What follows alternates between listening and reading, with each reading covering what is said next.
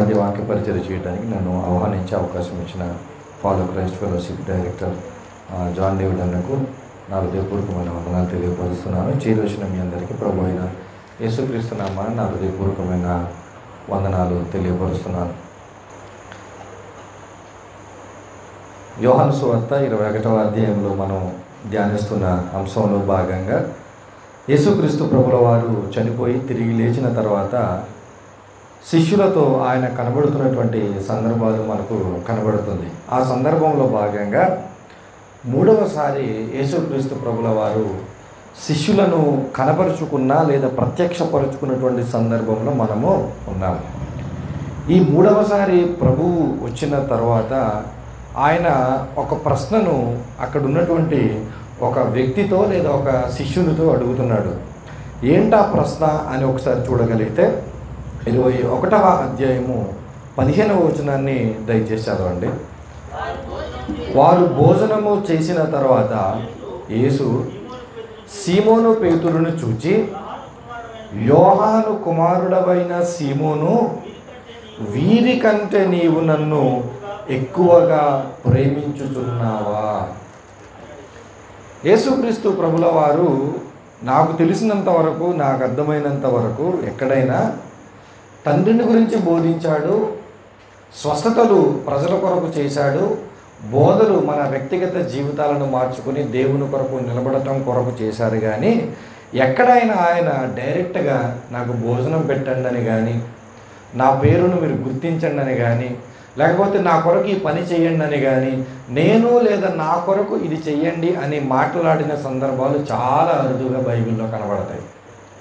అందులో ప్రధానమైనటువంటి భాగంగా ఈ యొక్క అధ్యాయం కనబడుతుంది.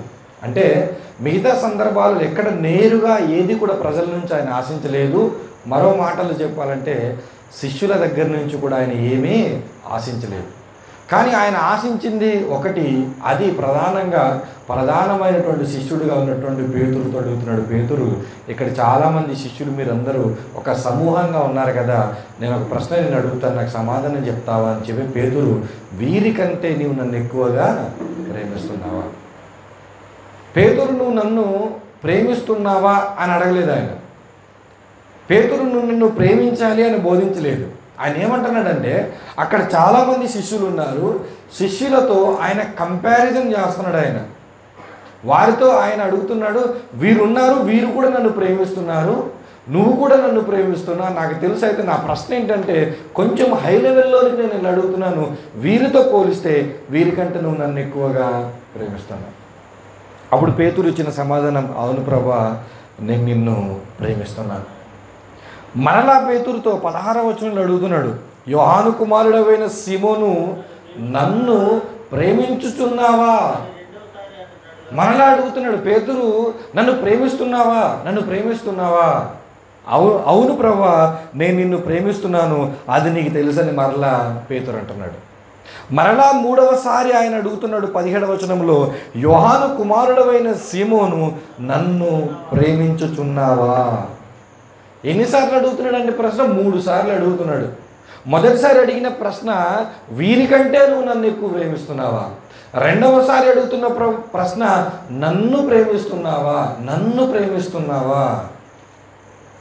ఈ రాత్రి దేవుడు నీతో నాతో అడుగుతున్నటువంటి సూటి అయినటువంటి ప్రశ్న ఏంటంటే, నీ సంఘములో ఉన్న వారందరికంటే నువ్వు ఎక్కువగా దేవుణ్ణి ప్రేమిస్తున్నావా? ఈ సహవాసంలో ఉన్న వారందరికంటే ఎక్కువగా నీవు దేవుణ్ణి ప్రేమిస్తున్నావా? నీ కుటుంబంలో ఉన్న వారందరితో పోల్చుకుంటే ఎక్కువగా నువ్వు దేవుణ్ణి ప్రేమిస్తున్నావా? ఈ అంతర్వేది ప్రాంతంలో ఉన్నటువంటి క్రైస్తవ విశ్వాసులందరితో పోల్చుకుంటే నువ్వు దేవుణ్ణి ఎక్కువగా ప్రేమిస్తున్నావా? తెలుగు రాష్ట్రాలలో ఉన్నటువంటి క్రైస్తవులతో పోల్చుకుంటే నువ్వు దేవుణ్ణి ఎక్కువగా ప్రేమిస్తున్నావా? ప్రపంచ దేశాలలో ఉన్నటువంటి క్రైస్తవులతో పోల్చుకుంటే నువ్వు దేవుణ్ణి ఎక్కువగా ప్రేమిస్తున్నావా? ఈ రాత్రి దేవుడు నిన్ను అడుగుతున్న ప్రశ్న, నీ దగ్గర పేతురు చెప్పినట్టు సమాధానం ఉందా? పేతురు అంటున్నాడు, ప్రభా, నేను నిన్ను ప్రేమిస్తున్నాను. పేతురు ఎంతలా ప్రేమించాడంటే చిరాకు పడే అంతలాగా ప్రేమించాడు. అంటే ఏంటి ప్రభా, నీకు తెలుసు అని 2 సార్లు అన్నాను, అయినా సరే మూడోసారి నన్ను అడుగుతున్నావంటే ఇదిగో నాకు చిరాకేస్తుంది, నాకు ఇబ్బందిగా ఉంది, ఎందుకంటే ఆల్రెడీ నిన్ను ప్రేమిస్తున్నాను కాబట్టి నువ్వు పదే పదే అడిగితే నా దగ్గర సమాధానం ఏంటి, నేను నిన్ను ప్రేమిస్తున్నాననే కాబట్టి నువ్వు ఈ ప్రశ్న ఇంకోసారి అడగటానికి ఏమాత్రం భావ్యం కాదని కొంచెం చిరాకుపడి వ్యసనపడి ప్రభువా నీకు తెలుసు అని అంటున్నాడంటే పేతురు గారి యొక్క ప్రేమ ఎంతలా ఉందో ఒకసారి మిమ్మల్ని మీరు నన్ను నేను ప్రశ్నించుకోవాలి. రాత్రి ఒకవేళ దేవుడు వచ్చి ఇదే రాత్రి మీరు నన్ను ప్రేమిస్తున్నారంటే నిజంగా మన దగ్గర నోటి వెంబడి వచ్చే సమాధానం కాదు, నోటితో చెప్పే సమాధానం కాదు, మనం మాట్లాడేది దేవునితో. మన హృదయంలో ఏముందో ఆయనకు తెలుసు. మనం కాసేపు పోయిన తర్వాత ఒక సెకండ్ తర్వాత మన నోట్లో నుంచి ఏ మాట వస్తుందో మనకు దేవునికి తెలుసు. అలాంటి దేవుని దగ్గర యథార్థంగా ప్రభువా నేను ఇదిగో ప్రేమిస్తున్నాను, ఎలా ప్రేమిస్తున్నాను తెలుసా, పేతురులా ప్రేమిస్తున్నాను అని మనం చెప్పగలమా? ఎలా ప్రేమిస్తున్నానంటే పేతురు వలే ప్రేమిస్తున్నానని మాట్లాడగలమా? ఎలా ప్రేమిస్తున్నానంటే వీరందరికంటే నేను ఎక్కువగా ప్రేమిస్తున్నాను ప్రభువా అని మనం చెప్పగలమా? ఒకవేళ చెప్పలేకపోతే, ఒకవేళ సమాధానం నో అని నీ మనసుకు అనిపిస్తే ఈ రాత్రి దేవుడు నీతో మాట్లాడుతున్నాడు. దేవుడు నీతో మాట్లాడటానికే ఈ వర్తమానాన్ని సిద్ధపరిచాడు. అయితే పేతురు సమాధానం చెప్పిన తర్వాత విచిత్రమైనటువంటి ఒక చిన్నపాటి సందేశం, ఒక చిన్నపాటి మెసేజ్ ప్రభు అక్కడ మాట్లాడుతున్నాడు.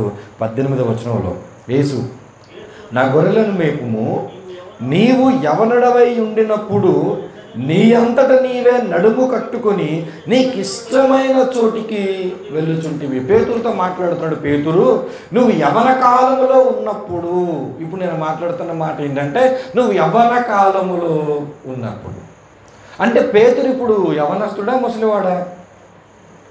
పేతురు ఇప్పుడు యవనస్తుడా ముసలివాడా?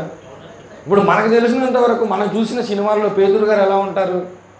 కొంచెం 40 నుంచి 50 సంవత్సరాల వయసులో ఉన్నటువంటి వ్యక్తిలాగా కనబడతాడు. కానీ పేతురు కూడా యేసుక్రీస్తు ప్రభుల వారే 30, 32, 33 ఆ సంవత్సరాల వయసులో ఉన్నారు అని అంటే పేతురు కూడా సుమారుగా అదే యవన కాలంలో ఆయన కూడా అంటే ఒక 30 సంవత్సరాల నుంచి 40 సంవత్సరాల లోపు ఆయన వయసు కూడా ఉండొచ్చు. ఇప్పుడు ఆయనతో మాట్లాడుతూ పేతురు, నీ జీవితంలో ఇప్పుడు నువ్వు ఏ కాలంలో ఉన్నావంటే యవ్వన కాలంలో ఉన్నావు. ఇదిగో ఈ యవ్వన కాలంలో ఉన్నప్పుడు నువ్వు ఏం చేయగలవు అని అంటే నీ అంతట నీవే నడుము కట్టుకోగలవు. అంటే నిన్ను నువ్వు ప్రిపేర్ చేసుకోగలవు, నీ వస్త్రాలు వేసుకోగలవు, నిన్ను నువ్వు సిద్ధపరచుకోగలవు, నీ అంతట నువ్వు ఏమి కావాలన్నా అది నీవు చేసుకోవచ్చు. తర్వాత మాట్లాడుతూ నీకు ఇష్టమైన చోటికి నీవు వెళ్ళుచుంటావు. ఇక్కడ 3 విషయాలు జాగ్రత్తగా మనల్ని మనం జ్ఞాపకం చేస్తుంది. ఒకటి, నీవు యవనుడవై ఉండినప్పుడు అంటే ఇక్కడ ఏం కనబడుతుంది? నీవు యవ్వన కాలములో ఉన్నప్పుడు. రెండవ మాట ఏం కనబడుతుంది? నీ అంతట నీవే నడుము కట్టుకోగలవు అంటే నిన్ను నువ్వు రెడీ చేసుకోగలవు. మూడో మాట ఏం కనబడుతుంది? నీకిష్టమైన చోటికి నీవు వెళ్ళగలవు. ఇప్పుడు మీరు ఆలోచించండి, ఇక్కడ చాలామంది యవనస్తులు ఉన్నారు, చాలామంది యవ్వన కాలాన్ని దాటొచ్చిన వాళ్ళు ఉన్నారు, చాలామంది యవ్వనంలోనికి వెళ్ళవలసిన వారు ఉన్నారు కదా. ఇప్పుడు యవ్వన కాలంలో ఉండేటువంటి క్వాలిటీస్ ఏంటంటే మనకు ఇదిగో మనల్ని మనమే ప్రిపేర్ చేసుకోగలము, మనకు ఎక్కడ ఇష్టమంటే అక్కడికి మనము వెళ్ళగలం. ఇప్పుడు మీకు ఈ రాత్రి ఫెలోషిప్ ప్రేయర్ జరుగుతుందని చెప్పి మీకు అనిపించింది కాబట్టి, మీకు తెలుసు కాబట్టి, మీకు ఇష్టం కాబట్టే మీరు ఇక్కడికి లేదు. ఇదే టైంలో మల్కీపురంలో ఏదైనా పని ఉంది, నీకు ఇష్టమైన పని ఉంది, అక్కడ ఉందంటే నువ్వు అక్కడికి వెళ్ళవా? నువ్వు అక్కడికే. అంటే చాయిస్ ఎవరి దగ్గర ఉంది? నీ దగ్గరే ఉంది. చాయిస్ ఎప్పుడు ఎవరి దగ్గర ఉంటుందంటే యవ్వన కాలంలో ఉన్నప్పుడే. ఆ మాట బాగా గుర్తుంచుకోండి. చాయిస్ అనేది, అవకాశం అనేది ఎవరికైనా ఏ దశలో ఉంటుందంటే యవ్వన ప్రాయంలోనే ఉంటుంది. నేను నా వివాహం కాకుండా ముందు చదువు అయిపోయిన తర్వాత నేను ఎవరికైతే ఫోన్ మాట్లాడుతున్నాను అనుకోండి, రాత్రి ఎక్కడున్నావు అంటే విజయవాడలో ఉన్నాను అనేవాడు. నెక్స్ట్ డే ఎవరైనా ఫోన్ సాయంత్రం ఎక్కడున్నారు అంటే నేను హైదరాబాద్లో ఉన్నాను అనేవాడు. ఆ నెక్స్ట్ డే నువ్వు ఎక్కడున్నావు అంటే నేను వైజాగ్లో ఉన్నాను అనేవాడు. అంటే ఏ రాత్రి ఏ మాట అనుకుంటే ఆ మాట అనుకుని ఏ సిటీ కావాలంటే ఆ సిటీకి ఏదో పర్పస్ మీద ట్రావెల్ అయ్యి వెళ్ళిపోయేవాళ్ళం. ఇప్పుడు అదే పరిస్థితి ఇప్పుడు ఈ కాలంలో జరుగుతుందా అంటే జరగదు. అవకాశం ఎప్పుడు ఉంటుంది? కేవలం యవ్వనస్తుడు అయితే నువ్వు వెళ్ళాలనుకుంటే ఇప్పుడు రెడీ అయిపోయి నీకు ఇష్టమైన చోటికి వెంటనే వెళ్ళిపోవచ్చు. యవ్వన ప్రాయం దాటిన తర్వాత అవకాశం ఉండదు, ఆ అవకాశం ఉండే అవకాశమే లేదు. అదే మాట ఎవరంటున్నారు? ప్రభు పేతురుతో అన్నాడు. పేతురు, యవ్వన కాలము చాలా చాలా చాలా విలువైనది. ఎందుకు విలువైనది నేను అంటున్నాను అని అంటే, నీ అంతటి నువ్వు రెడీ అవ్వగలవు. ఒకరొచ్చి నిన్ను రెడీ చేయాల్సినటువంటి అవసరము, నీ అంతటి నువ్వు రెడీ అయ్యి నువ్వు ఎక్కడ కావాలంటే అక్కడికి నువ్వు వెళ్ళిపోయే వెసులుబాటు ఈ కాలంలోనే ఉంది అని ఆయన చెప్పాడు. అంత మట్టుకు వదిలేస్తే గొడవ లేదు మనకి, అంత మట్టుకు వదిలేస్తే మనకు గొడవ లేదు. దీనికి ప్రభువు మాట్లాడాల్సినంత అవసరం లేదు. యవ్వన కాలంలో నా ఇష్టం, యవ్వన కాలంలో నాకు నచ్చినట్టుగా నేను తయారు చేసుకుంటాను, దీనికి ప్రభువు చెప్పాల్సిన అవసరం లేదు. కానీ ఇప్పుడు యేసయ్య మాట్లాడుతున్నటువంటి అసలైన మాట ఇప్పుడు మనం చూడాలి. నీవు మరలా ముసలివాడవైనప్పుడు నీ చేతులు చాచుదువు, వేరొకడు నీ నడుము కట్టి నీకిష్టము కాని చోటికి నిన్ను మోసుకొని పోనని నీతో ఖచ్చితంగా నేను చెప్తున్నాను. ఇప్పుడు రెండవ దశ గురించి మాట్లాడుతున్నాడు. ఆ దశ ఏంటో తెలుసా? ముసలితనం. ఈ వృద్ధాప్యంలోనికి వచ్చిన తర్వాత మరలా మనకు కనబడుతుంది ఏంటంట, నీవు చేతులు నీవేం చేస్తావు? చాస్తావంట. ఎవరైనా నాకు సహాయము చేయండి అని. ఇంతకుముందు ఏం చేసావు? నిన్ను నువ్వు సిద్ధపరచుకున్నావు. ఒకప్పుడు నువ్వు యవ్వనంలో ఉన్నప్పుడు లేచి నిలబడి నువ్వు ఎక్కడ కావాలంటే అక్కడ నడిచి వెళ్ళిపోగలదు. అదే ముసలివాడవైతే, బాబు నాకు కొంచెం సహాయము చేస్తావా? ఏం చేస్తావు? చేతులు చాపి కొంచెం నన్ను అక్కడికి తీసుకెళ్తావా అని చెప్పి మనం ఏమడుగుతాం? చేతులు చాపి మన సహాయాన్ని కోరుతాం. ఇప్పుడంట ముసలితనంలో. అంత మట్టుకే కాదు, నీవు ముసలివాడైనప్పుడు నీ చేతులు నువ్వు చాస్తావు. ఇప్పుడు ఏం జరుగుతుందంటే, ఇంతకుముందు నీ అందరికి నీవు నడుము కట్టుకున్నావు కదా, ఇప్పుడు వేరొకడు వస్తాడు. ఎవరు వస్తున్నారు? వేరొక వ్యక్తి వస్తాడు. వేరొకడు వచ్చి నీ నడుము కడతాడు. అంటే నీ బట్టలు కూడా నువ్వు ముసలితనంలో వేసుకోలేవు. నేను మరలా చెప్తున్నాను, నీ బట్టలు కూడా నువ్వు ముసలితనంలో వేసుకోలేవు. ఇప్పుడు నువ్వు సహాయం చేయమంటావు. ఏమని? అయ్యా నా ప్యాంటు మార్చు, అయ్యా నా షర్ట్ మార్చు, అయ్యా నాకు జర్కిన్ వేయి, అయ్యా నాకు వర్షం వస్తుంది గొడుగు పట్టని నువ్వు వేరే వాళ్ళ సహాయాన్ని కోరితే, ఇప్పుడు వాళ్ళు ఏం చేస్తారు? వేరొకరు వచ్చి నీకు వస్త్రాలు వేస్తారు, వేరొకరు వచ్చి నీకు గొడుగు పట్టుకుంటారు, వేరొకరు వచ్చి నీకు దుప్పటి కప్పుతారు. అది నీ ముసలితనంలో జరిగేటువంటి పరిస్థితి. అయితే అక్కడితో కాదు, ముసలితనంలో జరిగేది ఏంటో తెలుసా? నీకు ఇష్టము కాని చోటికి నేను మోసుకెళ్తారంట. నీకు ఇష్టం ఉండదు అక్కడికి వెళ్ళటం. నీకు ఎక్కడ పడుకోవటం ఇష్టం అంటే బెడ్రూమ్లో పడుకోవటం ఇష్టం. నువ్వు ముసలివాడైనప్పుడు నీ పిల్లలు ఏం చేశారంటే, బెడ్రూమ్లో పడుకుంటే స్మెల్ వస్తుందని చెప్పి నేను తీసుకొచ్చి హాల్లో పడుకోబెడతారు. హాల్లో పడుకున్న తర్వాత సరే పోనీలా బెడ్రూమ్ అయితే వదిలేశారు, కనీసం నన్ను హాల్లో పడుకోబెట్టారని చెప్పి ఇక్కడ నువ్వు పడుకుంటే కొద్ది రోజులు పోయిన తర్వాత పిల్లలు పుట్టారు, ఇదిగో పిల్లలు ఎదిగొస్తున్నారు. పిల్లలు ఎదిగొచ్చినప్పుడు హాల్ మంచిగా ఉండాలి కదా, మరి నువ్వు దాన్ని పాడు చేస్తున్నావు, అక్కడే నువ్వు టాయిలెట్కి వెళ్ళేస్తున్నావు, నువ్వు జాగ్రత్త కొంచెం బయట పడుకొని చెప్పి హాల్ దగ్గర నుంచి నిన్ను ఎక్కడ తీసుకొస్తారు? నీకు ఇష్టము కాని చోటైన వరండాలో తీసుకొచ్చి నిన్ను పడుకోబెడతారు. ఇక్కడ కూర్చున్న వారందరితో నేను ప్రేమపూర్వకంగా మాట్లాడుతున్నాను. నిజంగా మీ జీవితపు విలువ మీకు తెలియాలంటే, నిజంగా ఈ జీవితానికి ఒక అర్థము, ఒక పరమార్థం ఉంది, అలా నేను బ్రతుకుతున్నాను, నాకు ఇష్టమైనట్టుగా నేను బ్రతుకుతాను అనేటువంటి విషయం నీకు అర్థం కావాలంటే మీరు ఆలోచించాల్సింది యవ్వనంలో మీరు ఎలా ఉంటున్నారన్నది కాదు, వృద్ధాప్యంలో మీ పరిస్థితి ఎలా ఉంటుందో ఆలోచించాలి. నువ్వు ముసలివాడైన తర్వాత నీ భార్య ఎలా చూస్తుందో, నీ భర్త ఎలా చూస్తాడో, నీ పిల్లలు ఎలా చూస్తారో, నీ బంధువులు ఎలా చూస్తారో, నీ స్నేహితులు ఎలా చూస్తారో, నీ శ్రేయోభిలాషులు ఎలా చూస్తారో, నువ్వు ముసలివాడవైన తర్వాత నీ పైన ఇతరులకు కలిగేటువంటి ఆ ఉద్దేశాలు, ఇతరులు చూసేటువంటి ఆ విధానాన్ని ఒక్కసారి మీరు ఊహించుకుంటే అది జీవితం. అర్థమవుతుంది మీకు? యవ్వనంలో నాకు ఇష్టం వచ్చినట్టుగా నేను రెడీ అవుతున్నాను, నాకు ఇష్టమైన చోటికి నేను వెళ్ళిపోతున్నాను, ఇదే నా లైఫ్ అనుకుంటే అది కాదు లైఫ్. లైఫ్ అంటే ఏంటంటే ముసలివాడవైన తర్వాత కూడా నువ్వు మంచిగా బ్రతకాలి. ఎప్పుడు బ్రతకాలి తెలుసా? ముసలి అంటే ఎప్పుడు కార్యారంభము కంటే ఏది మేలు? అంటే ఇప్పుడు అర్థం చేసుకోండి, పుట్టడం కంటే ఏది మేలు? మరణ దినమే మేలు అన్నాడు సొలొమోను. జన్మదినము కంటే ఒకని మరణ దినమే మేలు. ఇప్పుడు మరణ దినాలను గురించి మనం ఆలోచించి నా ముసలితనంలో నేను బాగుంటాను, నన్ను అందరూ బాగా చూస్తారనే భరోసా మీకు ఎవరికైనా ఉందా? నా కొడుకు బాగా చూస్తాడు, నా కూతురు బాగా చూస్తుంది, నా భార్య బాగా చూస్తాడు. ఇదో నేను ముసలోడిని అయిపోతే నా కాలు మీద కాలేసి కూర్చుంటే నన్ను ఎవ్వడు కూడా ఏ ఇబ్బంది పెట్టకుండా నన్ను చక్కగా చూసుకుంటారనే భరోసా ఇక్కడ కూర్చున్న వాళ్ళు ఎవ్వరికైనా ఉందా? ఆ భరోసాని గురించే ఎవరు మాట్లాడుతున్నారు తెలుసా? యేసయ్య మాట్లాడు. పేతురు, నువ్వు అనుకుంటున్నావు యంగ్ ఏజ్లో ఉన్నాను, ఇన్ని రోజులు నాతో ట్రావెల్ చేశావు, ఇప్పుడు ఇక్కడ నుంచి నేను నీకు కనబడను, ఇక్కడి నుంచి ప్రయాణం నువ్వు చేయాలి. ఈ ప్రయాణం నువ్వు చేసేటప్పుడు నువ్వు గుర్తుపెట్టుకో, నువ్వు యూత్లో ఉన్నావు. ఈ యూత్ ఉన్నప్పుడు నువ్వేమనుకుంటావంటే ఇప్పుడు ప్రభువు లేడు, నాకు ఇష్టం వచ్చిన చోటికి నేను వెళ్ళొచ్చు, నాకు నచ్చిన పని నువ్వు చేసుకోవచ్చు అని అనుకుంటున్నావు. కానీ యంగ్లో బలం ఉన్నప్పుడు కాదు, యంగ్లో ఆరోగ్యం ఉన్నప్పుడు కాదు, బలాన్ని కోల్పోయి ఆరోగ్యాన్ని కోల్పోయి ఆ దశలో నువ్వు ఎలా ఉంటావో ఊహించుకో. ఆ మాట ఎందుకు చెప్పాడు తెలుసా? ఈ ప్రశ్న ఎందుకు అడిగాడు తెలుసా? అసలు పేతురికి ప్రభు ఈ ప్రశ్న ఎందుకు అడిగాడు తెలుసా? ప్రభువు మరణించిన తర్వాత పేతురు చేసిన ఒక తింగర పని చూడండి, ఎలాంటి పని చేశాడు. 21వ అధ్యాయంలో 3వ వచనంలో చూడండి ఆ మాట.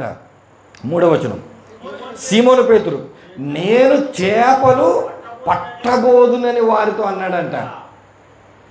ఏం మానేసి వచ్చాడు ఈయన? చేపలు పట్టడం మానేసి వచ్చిన ఆయన. యేసు ప్రభు పిలిస్తే వలలు కూడా వదిలేసి వచ్చిన ఆయన. ఇంకా ఎలాంటోడంటే, ప్రభువా నీ కోసం అన్నీ వదిలిపెట్టి నేను వచ్చానని చెప్పి బేరాలు పలికినటువంటి, లేదా చాలా గర్వంగా చెప్పుకున్నటువంటి, ఒక ప్రశ్నను అడిగినటువంటి ప్రబుద్ధుడు ఎవరు? పేతురు గారు. కానీ చివరికి వచ్చి ఏం చేస్తున్నాడు ఆయన? ఏదైతే వదిలేశాడో మళ్ళీ చేపలు పట్టడానికి ఈయన అంటే మిగతా వాళ్ళు ఊరుకుంటారా? వాళ్ళు ఏమన్నారు చూడండి, మేము కూడా నీతో. పేతురయ్యా, నువ్వు చేపలు మానేసి వచ్చావు, మనం ప్రభువుని పిలుపును లోబడి అది మానేసి వచ్చాం కదా, ఇప్పుడు ఆ పని మనకెందుకయ్యా? ప్రభువు లేచి ఆల్రెడీ 2 సార్లు కనబడ్డాడు కదా, మరి ఈ పని మనకెందుకు? మనకో పని ఉంది కదా, ఆ పని చేసుకున్నావు కదా, వీలనుకుంటా నువ్వు వెళ్తున్నావా? మేము కూడా.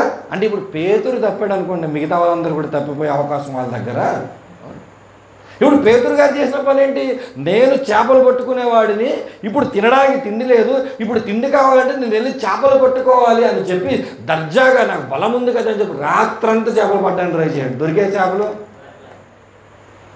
అంటే ప్రారంభ దశలోనే ఒక అడుగు వెనక్కు వేసే ఆలోచన ఎవరికి వచ్చిందంటే పేతురుకు వచ్చింది. కాబట్టి ఇదిగో పేతురు, నువ్వు నన్ను ప్రేమిస్తున్నావా అని అడిగాడు ఆయన. ఎందుకో తెలుసా? ఇదిగో నేను వెళ్ళిపోయిన తర్వాత, నేను కనబడకపోయిన తర్వాత నీకు ఇష్టం వచ్చినట్లుగా అలా చేయవచ్చు ఇలా చేయవచ్చు అని నువ్వు అనుకోవచ్చు. కాబట్టి అది కాదురా నాయన, యవ్వన కాలంలో నీకు బలం ఉంది, నీకు ఆరోగ్యం ఉంది, నీకు పనొచ్చు, అందులో మంచి స్కిల్ ఉంది, అది కాదు. జీవితం యొక్క ఎండ్ నువ్వు ఆలోచించినప్పుడు, నీ మరణ దినం ఆలోచించినప్పుడు, మరణ దినాలు సమీపించే ముసలితనంలో నువ్వు ఎలా ఉంటావు అన్నదే అదే జీవితం అని చెప్పి 2 దశల గురించి చెప్పాడు ప్రభు. ఎవరికి? పేతురికి. పేతురు, యవ్వన కాలంలో ఇదిగో నీ అంతటి నడుము కట్టుకొని నీకు ఇష్టమైన చోటికి వెళ్ళగలవు, ముసలితనంలో నీ నడుము నువ్వు కట్టుకోలేవు, వేరే వారు నీకు సహాయం చేయాలి, నీకు ఇష్టము కాని చోటికి నువ్వు వెళతావు. ప్రభువు చెప్పిన 2 దశలను అలా మనసులో పెట్టుకొని సొలొమోను భక్తుడు మాట్లాడినటువంటి మరొక 2 దశల గురించి మనం ఒకసారి చూడగలిగితే, ప్రసంగి గ్రంథము 11వ అధ్యాయము, ప్రసంగి గ్రంథము 11వ అధ్యాయము 10వ వచనంలో ఉన్న మాటను చూద్దాం. లేత వయస్సును నడి ప్రాయమును ఏమవుతాయంట? గతించి. మనకిప్పుడు 2 విషయాలు ఆల్రెడీ మనం మాట్లాడుకున్నాం. 1 యవనం మాట్లాడుకున్నాం, 2 ముసలితనాన్ని గురించి మాట్లాడుకున్నాం. ఇప్పుడు మరొక 2 విషయాలను ప్రసంగి గ్రంథంలో సొలొమోను భక్తుడు జ్ఞాపకం చేస్తున్నాడు. ఏంటంటే అది 1 లేత వయస్సు, 2వది నడి ప్రాయం. ఈ 4 దశలను గురించి ఆలోచించిన తర్వాత మనకు గుర్తుకొచ్చేది తెలుసా? ఒక మనిషి జీవితంలో ఈ 4 కాలాలు, ఒక మనిషి జీవితంలో ఈ 4 దశలు ఉంటాయి. ఏది మొదటి దశ? బాల్యము, లేత వయస్సు మొదటి దశ, యవ్వనము 2వ దశ, నడిప్రాయము 3వ దశ, ముసలితనము 4వ దశ. ఇప్పుడు ఇక్కడ ఆలోచించండి, ఇక్కడ ఎంతమంది బాల్యంలో ఉన్నాం మనం? బాల్య వయసు ఎంతమంది ఇక్కడ మనకి? మనమందరం కూడా బాల్యాన్ని పడుకున్న గురించి వద్దులేమ్మ, మనందరం కూడా బాల్యాన్ని దాటి వచ్చేసాం. యవనస్తులు ఎంతమంది ఉన్నారు మీకు తెలుసా? నాకు చెప్పకండి, మీకు తెలుసా మీరు యవనస్తులు కాదో? మీకు మీరు సమాధానం. నడిప్రాయం ఎంతమంది ఉన్నారు? ముసలి వాళ్ళు అయితే నాకు తెలుసు ఒక్కరు కూడా లేరు. చిన్నపిల్లలు కూడా తీసేద్దాం, 2 తీసేస్తే 2 కూడా అంటే ఇక్కడ రెండు దశలు కలగల వారు ఉన్నారని అనుకుందాం. ఒకటి యవ్వనము, రెండవది నడిప్రాయం. ఇప్పుడు యవ్వన కాలాన్ని గురించి మనం మాట్లాడిన తర్వాత యవ్వన కాలంలో మనం ఏదనుకుంటే అది మనము చేయగలము, ఎలా అనుకుంటే అలా మనము చేయగలము.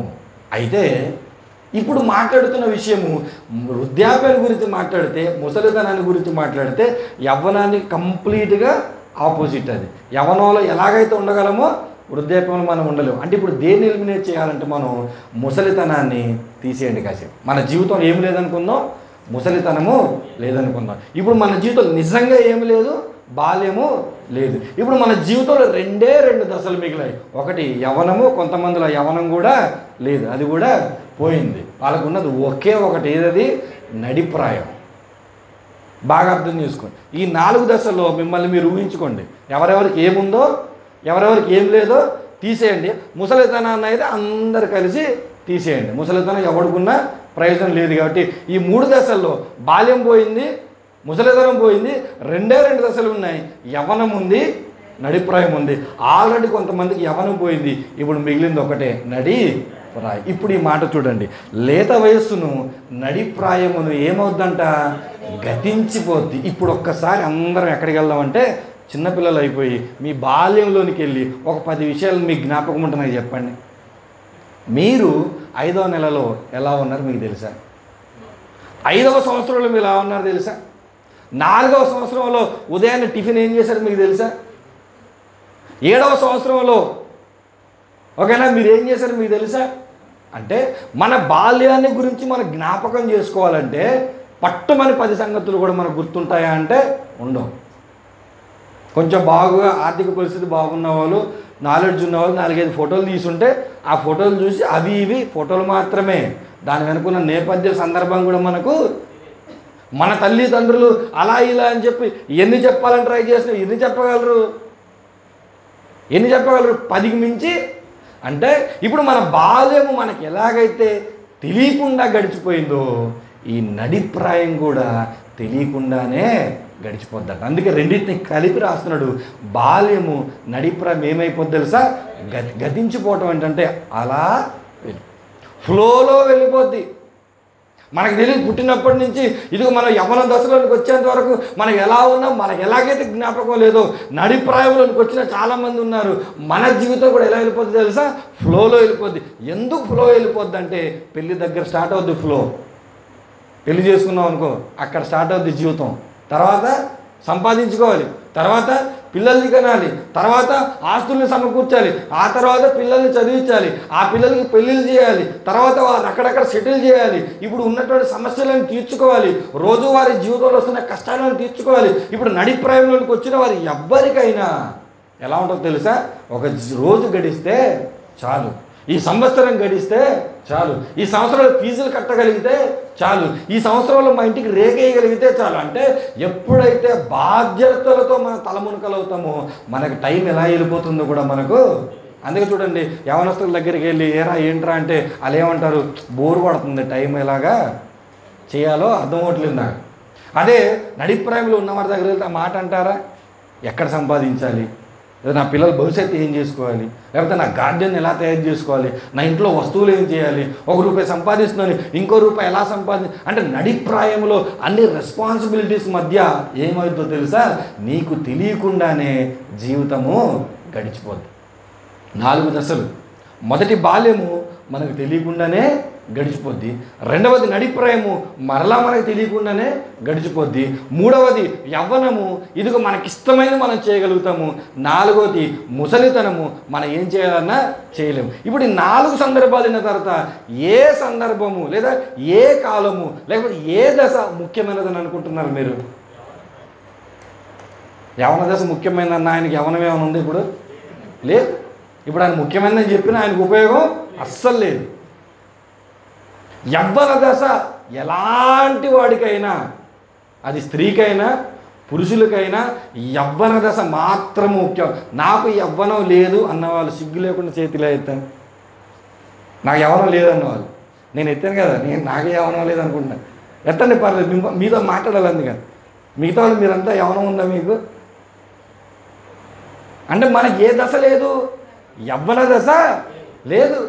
ఇప్పుడు యవ్వన దశ లేనప్పుడు ఇప్పుడు దాకా మనం మాట్లాడుకున్న మాటల ప్రకారంగా బాల్యం ఫ్లోలో వెళ్ళిపోద్ది, నడిప్రాయం ఫ్లోలో వెళ్ళిపోద్ది, ముసలితనం ఉన్న ఉపయోగం లేదు, యవ్వనం కూడా లేదు. ఇప్పుడు మీ జీవితం ఎందుకు అని అంటే మీరేం సమాధానం చెప్తారు? దేనికైనా ఉపయోగం ఉందా మీ జీవితం? ఇప్పుడు యవ్వన కాలాన్ని ఎప్పుడైతే మనం సరిగా వినియోగించుకోమో, యవ్వన కాలాన్ని ఎప్పుడైతే మనం ఉపయోగించుకోమో ఆ తర్వాత మనం బతికినా ఒకటే, బతకపోయినా అది ఎవరి ఇంటెన్షన్ తెలుసా? ప్రభు యొక్క ఇంటెన్షన్. యూత్లో ఉన్నప్పుడే పేతురు ఏమైనా చేయగలటో నువ్వు చేస్తావు. నడిప్రాయంలోనికి వెళ్ళిన తర్వాత నీకు ఆల్రెడీ భార్య ఉంది, అర్థమైందా? నీకు ఆల్రెడీ భార్య ఉంది. ఇప్పుడు నీ భార్యను చూసుకోవాలి, నీ కుటుంబ పరిస్థితులను చూసుకోవాలి. ఆ తర్వాత నువ్వు వెళ్ళే కొలది నీకు అనారోగ్యం వెంటనే స్టార్ట్ అవుద్ది. ఈ అనారోగ్య పరిస్థితులు చూసుకోవాలి. ఈ నడిప్రాయంలో నువ్వు చేద్దామన్నా ఎక్కువగా నా కోసం ఏమి నువ్వు చేయలేవు.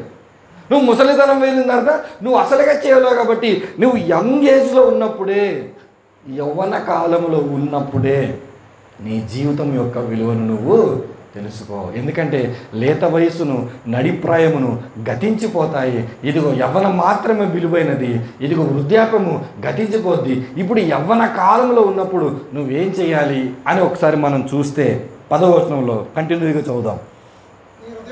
నీ హృదయములో నుండి వ్యాకులమును తొలగించుకొనుము, నీ దేహమును చెరుపుదాని. ఇప్పుడు 2 మాటలు ఎవరి ద్వారా చెప్పబడుతున్నాయి తెలుసా? సొలొమోను భక్తుడి ద్వారా చెప్పబడుతున్నాయి. అయ్యా 4 దశల గురించి నేను మీకు చెప్పాను. 4 దశలలో ప్రాముఖ్యమైన దశ యవ్వన దశ. ఇప్పుడు యవ్వన దశలోనికి ఉన్న తర్వాత ఇదిగో లేత వయసును, నడిప్రాయమును గతించిపోతాయి. కాబట్టి నేను మాట్లాడుతుంది 9వ వచనం నుంచి యవ్వనస్తుడి గురించి. కాబట్టి యవ్వన కాలం ప్రాముఖ్యం. కాబట్టి ఈ యవ్వనంలో 2 పనులు చేయాలి. ఒకటేటో తెలుసా? నీ హృదయములో నుండి ఏం తొలగించాలి? వ్యాకులము తొలగించాలి. తర్వాత నీ దేహమును చెరుపుదాన్ని నువ్వు తొలగించాలి. అంటే వాడుక భాషలో ఉన్నటువంటి తెలుగు బైబిల్లో ఇలా రాయబడింది. నేను చదువుతున్నాను. మొదటి మాట, ఇదిగో మీ హృదయంలో నుండి వ్యాకులము తొలగించుకొను అనే మాటకి ఇలా రాయబడింది. మీ కోపానికి మీరు లొంగిపోకండి అని వాడుక భాష బైబిల్లో రాయబడింది. ఏమని? మీ కోపానికి మీరు లొంగిపోకండి. రెండవ విషయం ఏం రాయబడిందంటే, మీ శరీరము మిమ్మల్ని పాప మార్గాన నడపకుండా చూసుకోండి. అంటే చాలా ప్రాముఖ్యమైనది యవ్వన దశలో ఏంటంటే తెలుసా? యవ్వన కాలంలో మనకి ఏముంటుంది తెలుసా? కోపం ఉంటుంది. కోపం మీద ఇల్లు కట్టిన వాళ్ళు ఉన్నారు తెలుసా? ఎవడో ఒక ఇంటికి వెళ్ళి టీ తాగుతుంటారు, నీకు ఇల్లు లేదురా అంటే కోపాన్ని పాస్పోర్ట్ చేయించుకొని వీసా తీసుకొని విదేశాలకు వెళ్ళి ఏం కట్టినాడు? ఇల్లు కట్టినాడు ఉన్నాడు. కోపం మీద ఉద్యోగాలు కొడతారు తెలుసా? ఏం చేస్తున్నావు పిచ్చెక్కి పోయి హైదరాబాద్ వెళ్ళిపోయి జాబులు కొడతారు. కోపం మీద పెళ్లి చేసుకుంటారు. అంటే నీ పిల్లవదా, నీకు పిల్లనివ్వరా, లేకపోతే నిన్నెవడరా చేసుకుంటాడంటే ఇదిగో ఆ ప్రెజర్ తగ్గించుకోవడానికి. అంటే పెళ్ళి అన్నారు, ఎవరిలో ఒకరు చేసుకోవాలని చెప్పి ఎక్కడో ఒక అమ్మాయి దొరికితే వెనక ముందు చూడకుండా నా ఫ్రెండ్ పెళ్లి చేసుకున్నాడు. అర్థమైందా? ఏం చేయాలో తెలియట్లేదు వాడికి. మా అందరి పెళ్ళిళ్ళు అయిపోయి వాడికి ఒకడికి అవ్వలేదు. అయిన తర్వాత బాగా కొంచెం ఆలోచించి చేసుకోవాల్సిందిరా, ముందే కంగారు పడి చేసేసుకున్నాను. దేని మీద? ఆడికి పెళ్లి చేసుకోవాలన్న ఉద్దేశం కాదు, వెల్ సెటిల్డ్ జాగ్రత్తగా చేసుకోవాలని ఆడుకుంది. కానీ అందరూ ఊరుకోం కదా. ఒరే మాకు అందరికీ అయిపోయింది అంటే ఆడేం ఎవరో ఒకరు చేసుకోవాలని దేని మీద చేసుకున్నాడు? కోపం. యవ్వన కాలంలో ఆవేశంతో, కోపంతో ఎన్నెన్ని నిర్ణయాలు తీసుకొని మన జీవితాన్ని కడతామో ఒకసారి మీరు ఆలోచించండి. కోపం మీద నేను ఉద్యోగం మానేశాను. నా ఫస్ట్ ఉద్యోగం బెంగళూరులో. దేనిగా తెలుసా? మేము చర్చి కట్టుకున్న చర్చి ఓపెనింగ్ సెలవు ఇమ్మంటే ఇవ్వలేదు. కోపంతో ఏం మానేశాను? యవ్వన కాలంలో మనం ఏం చేసి చూడండి, దాని వెనక ఏముంటుంది తెలుసా? కోపం ఉంటుంది. ఒక రకమైన అసహనం ఉంటుంది. ఆ అసహనంతో కొన్ని నిర్ణయాలు మనము తీసుకుంటాం. కాబట్టి ఇక్కడ ఏమంటున్నాడు అంటే సొలొమోను గారు, కోపానికి మీరు లొంగకండి. కోపానికి లొంగితే ఏది దెబ్బతింటారో తెలుసా? యవ్వనం కాదు, నడిప్రాయం దెబ్బతింటుంది. ఏం దెబ్బతింటుంది? యవ్వన కాలంలో నువ్వు నిర్ణయం తీసుకుంటే దాని ప్రభావము యవ్వన కాలంలో కాదు, మిడిల్ ఏజ్కి వెళ్ళేసరికి అక్కడ దాని ఎఫెక్ట్ ఉంటుంది. అంటే ఇప్పుడు నడిప్రాయము గతించిపోతుందని వాక్యం చెప్పింది కదా. నడిప్రాయం గతించిపోకుండా నీ కంట్రోల్లో ఉండాలంటే నువ్వు ఎప్పుడు కంట్రోల్లో ఉండాలి తెలుసా? యవ్వన కాలంలో కంట్రోల్లో ఉండాలి. అందుకే యవనస్తులు చూడండి, చిన్న మాటకి ఏం చేసుకుంటారు? ఆత్మహత్య చేసుకుంటారు. ఉద్యోగం రాలేదని ఆత్మహత్య, ప్రేమిస్తే నన్ను ప్రేమించిన వాళ్ళు అర్థం చేసుకోలేదని ఆత్మహత్య, ప్రేమించిన అమ్మాయిని పెళ్లి చేసుకోలేకపోతున్నానని ఆత్మహత్య, ప్రేమించిన అబ్బాయిని నేను పొందుకోలేకపోయినని ఆత్మహత్య. దేనికి రా ఇవంటే కోపాన్ని కంట్రోల్ చేసుకోలేము. ఎందుకంటే అనుకున్నది అనుకున్నట్టుగా జరిగిపోవాలి. ఆ కోపాన్ని కంట్రోల్ చేసుకోలేనటువంటి అసహనంలో మనం తీసుకునే నిర్ణయం దేనికి దెబ్బ కొడుతుందంటే నడిప్రాయపు జీవితానికి దెబ్బ కొడుతుంది. నడిప్రాయంగా దెబ్బతినిందనుకో వృద్ధాప్యంలో చేసేది ఏమీ. అందుకని మీ కోపాన్ని మీరు కంట్రోల్ చేసుకోండి. ఇప్పుడు ఈ కోపాన్ని కంట్రోల్ చేసుకోవడం కాదు, నెక్స్ట్ ఏం జరుగుతుందో తెలుసా? మీ పాప మార్గాన మీ శరీరం మిమ్మల్ని నడపకుండా చూసుకోండి. అంటే మీ దేహాన్ని పాడు చేసేటువంటిది ఇదిగో ఎప్పుడు ఉంటుందో తెలుసా? యవ్వన కాలంలోనే. ఈ యవ్వన కాలంలో పాడైపోయే అవకాశం ఉన్నప్పుడు నువ్వు ఏం చేయాలి అని అంటే ఇదిగో దానికి దూరంగా వెళ్ళాలి. నీ శరీరం మాట నువ్వు యవ్వన కాలంలో విన్నావా, నీ జీవితం అవుట్ అయిపోయినట్టే. నీ శరీరానికి నువ్వు లొంగావా, నీ నడిప్రాయం పోయినట్టే. మనకు బాగా తెలుసు, ఇప్పుడు కష్టపడకపోతే ఎప్పుడు కష్టపడతాం అని అంటారు లేదా? ఇప్పుడు కంట్రోల్ చేసుకోకపోతే ఇంకెప్పుడు కంట్రోల్ చేసుకుంటాం. ఇప్పుడు నీ జీవితాన్ని ప్లాన్ చేసుకోకపోతే ఇంకెప్పుడు నీ జీవితాన్ని ప్లాన్ చేసుకుంటాం. అసలు మానవ జీవితంలో యవ్వన కాలం అనేది ఎంత ప్రాముఖ్యమైనది అని అంటే అది ఒక ఆయువు పట్టు లాంటిది. అది కానీ కరెక్ట్గా వాడుకుంటే మనం, ఎందుకంటే బాల్యం మనకు తెలియకుండానే గడిచిపోద్ది. యవ్వనాన్ని కానీ కరెక్ట్గా మనం ఉపయోగించుకుంటే యవ్వన కాలంలో మన జీవితాన్ని, యవ్వన కాలంలో మన పరిస్థితులను కరెక్ట్గా వినియోగించుకుంటే ఏది బాగుంటుందంటే నడిప్రాయము బాగుంటుంది. నడిప్రాయం బాగుంటే ఏది బాగుంటుందంటే ముసలితనము బాగుంటుంది. ఇప్పుడు యవ్వనంలో దెబ్బతిన్నాం అనుకోండి, నడిప్రాయం దెబ్బతింటుంది. నడిప్రాయం దెబ్బతింటే ముసలితనం దెబ్బతింటుంది. అంటే యవ్వనంలో మన జీవితం కానీ మారిందనుకోండి, మనం డిసైడ్ అయిపోవాలి. మనం ఎన్ని ప్రయత్నాలు చేసినా మరలా మనం అనుకున్నట్టుగా మన జీవితం మన చేతుల్లోనికి రాదు, ఆ అవకాశమే లేదు. అందుకని అంటున్నాడు, నీ దేహాన్ని చెరిపేదాన్ని నువ్వు కంట్రోల్ చేసుకోవాలి. మనిషి ఎప్పుడైనా రెండు పరిస్థితుల మధ్య చెడిపోతాడు. ఎప్పుడు చెడిపోతాడు? రెండు పరిస్థితులు. ఒక పరిస్థితి ఎలా ఉంటుందో, రెండవ పరిస్థితి ఎలా ఉంటుందో ఒకసారి చూద్దాం. తిమోతికి రాసినటువంటి మొదటి పత్రిక 6వ అధ్యాయము 10వ వచనంలో ఉన్న మాట చూద్దాం. తిమోతికి రాసిన మొదటి పత్రిక 6వ అధ్యాయము 10వ వచనము. ఎందుకనగా ధనాపేక్ష సమస్తమైన కీడులకు. పౌలు భక్తుడు తిమోతితో మాట్లాడుతూ చాలా ముఖ్యమైన సంగతి చెప్తున్నాడు. ఏంటో తెలుసా? డబ్బును ఎవరైతే ఆశిస్తారో, డబ్బంటే ఎవరికి ఇష్టమో, డబ్బంటే ఎవరికి పిచ్చో, డబ్బంటే ఎవరికి చాలా ఇష్టమో వాళ్ళు గుర్తుపెట్టుకోవాలి. సమస్తమైన కీడుకు మూలం ఏంటంట? డబ్బు. డబ్బు గురించి క్రైస్తవ విశ్వాసులలో సరి అయినటువంటి వైఖరి లేదు. అంటే సరి అయినటువంటి అవగాహన క్రైస్తవులకు చాలా మట్టుకు లేకుండా పోయింది. డబ్బు ఎలాంటిదనంటే మనిషిని అన్ని విధాలుగా, అంటే అది బాల్యాన్నైనా, యవ్వనాన్నైనా, నడిప్రాయాన్నైనా, ముసలితనాన్నైనా పాడు చేసేటువంటి పవర్ దేనికి ఉందంటే డబ్బుకు. ఒక మనిషిని నశించిపోయి చెడగొట్టేటువంటి ఆ యొక్క కెపాసిటీ ఎవరికి ఉందనంటే డబ్బుకే ఉంది. అందుకే పౌలు భక్తుడు అంటున్నాడు, డబ్బు అన్ని చెడులకు ఏంటంట? మూలం. ఎలా డబ్బు అన్ని చెడులకు మూలం అని అంటే 2 ఎగ్జాంపుల్స్ చెప్తాను, బాగా గుర్తుపెట్టుకోండి. ఒకటి, ఒక మనిషి చెడిపోవడానికి 2 కారణాలు. డబ్బు మనిషిని ఎలా చెడగొడుతుంది అంటే 2 కారణాలు చెప్తాం. ఒకటి ఏంటంటే డబ్బు లేకపోతే మనం చెడిపోతాం. ఏమవుతాం? డబ్బు లేకపోతే మనం ఏమవుతాం? చెడిపోతాం. ఒక ఎగ్జాంపుల్ చెప్తాను. రీసెంట్గా జరిగిన ఒక ఎగ్జాంపుల్.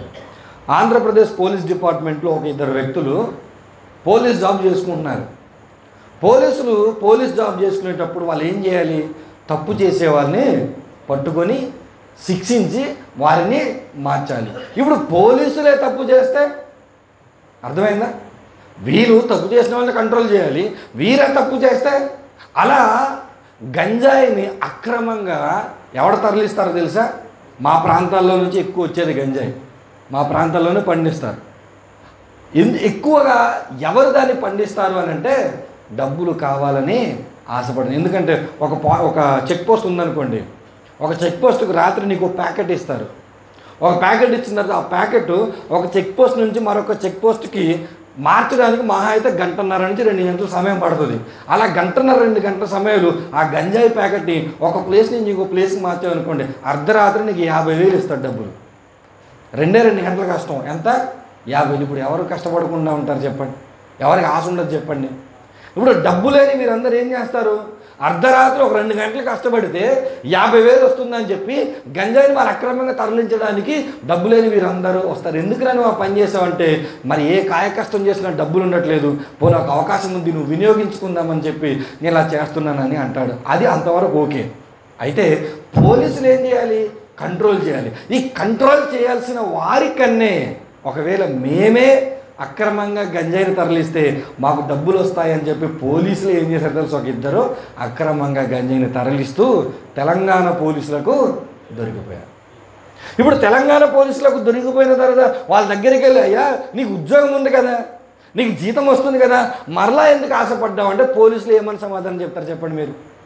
వచ్చిన జీతము సరిపోవట్లేదు, నిత్యావసరాల యొక్క సరుకుల యొక్క ధరలు పెరిగిపోయాయి, జీవన విధానం మారిపోయింది, మాకు వచ్చే చాలని జీతాలతో మా పిల్లల్ని చదివించడం ఎలాగా, మేము మంచి మంచి ఇల్లు కట్టుకోవటం ఎలాగా, మా బ్రతుకును ఎలా వెళ్ళదీయాలి అని చెప్పి ఇదిగో అవకాశం వచ్చింది, దీన్ని క్యాష్ చేసుకుంటే కొంత డబ్బు వస్తే దాన్ని దాచుకొని, నాకు తెలిసి ఏ ఉద్యోగం చేసేవాడైనా లంచం తీసుకునేటప్పుడైనా ఇలాంటి పనులు చేసేటప్పుడైనా ఏమనుకుంటారంటే, ఈ ఒక్కసారి చేసి మానేద్దాం, కొంచెం లైఫ్ ఏమవుద్ది సెటిల్ అయిపోయింది, నిజంగానే సెటిల్ అయిపోయింది జైల్లో వాళ్ళకి.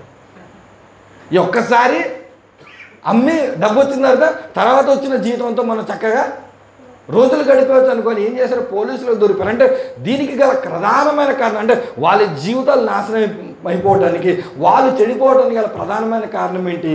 డబ్బు. ఎందుకంటే వాళ్ళకి లేని స్థితి ఇప్పుడు కావాలి కాబట్టి వాళ్ళు ఏం చేస్తున్నారు? అక్రమమైన పని చేశారు.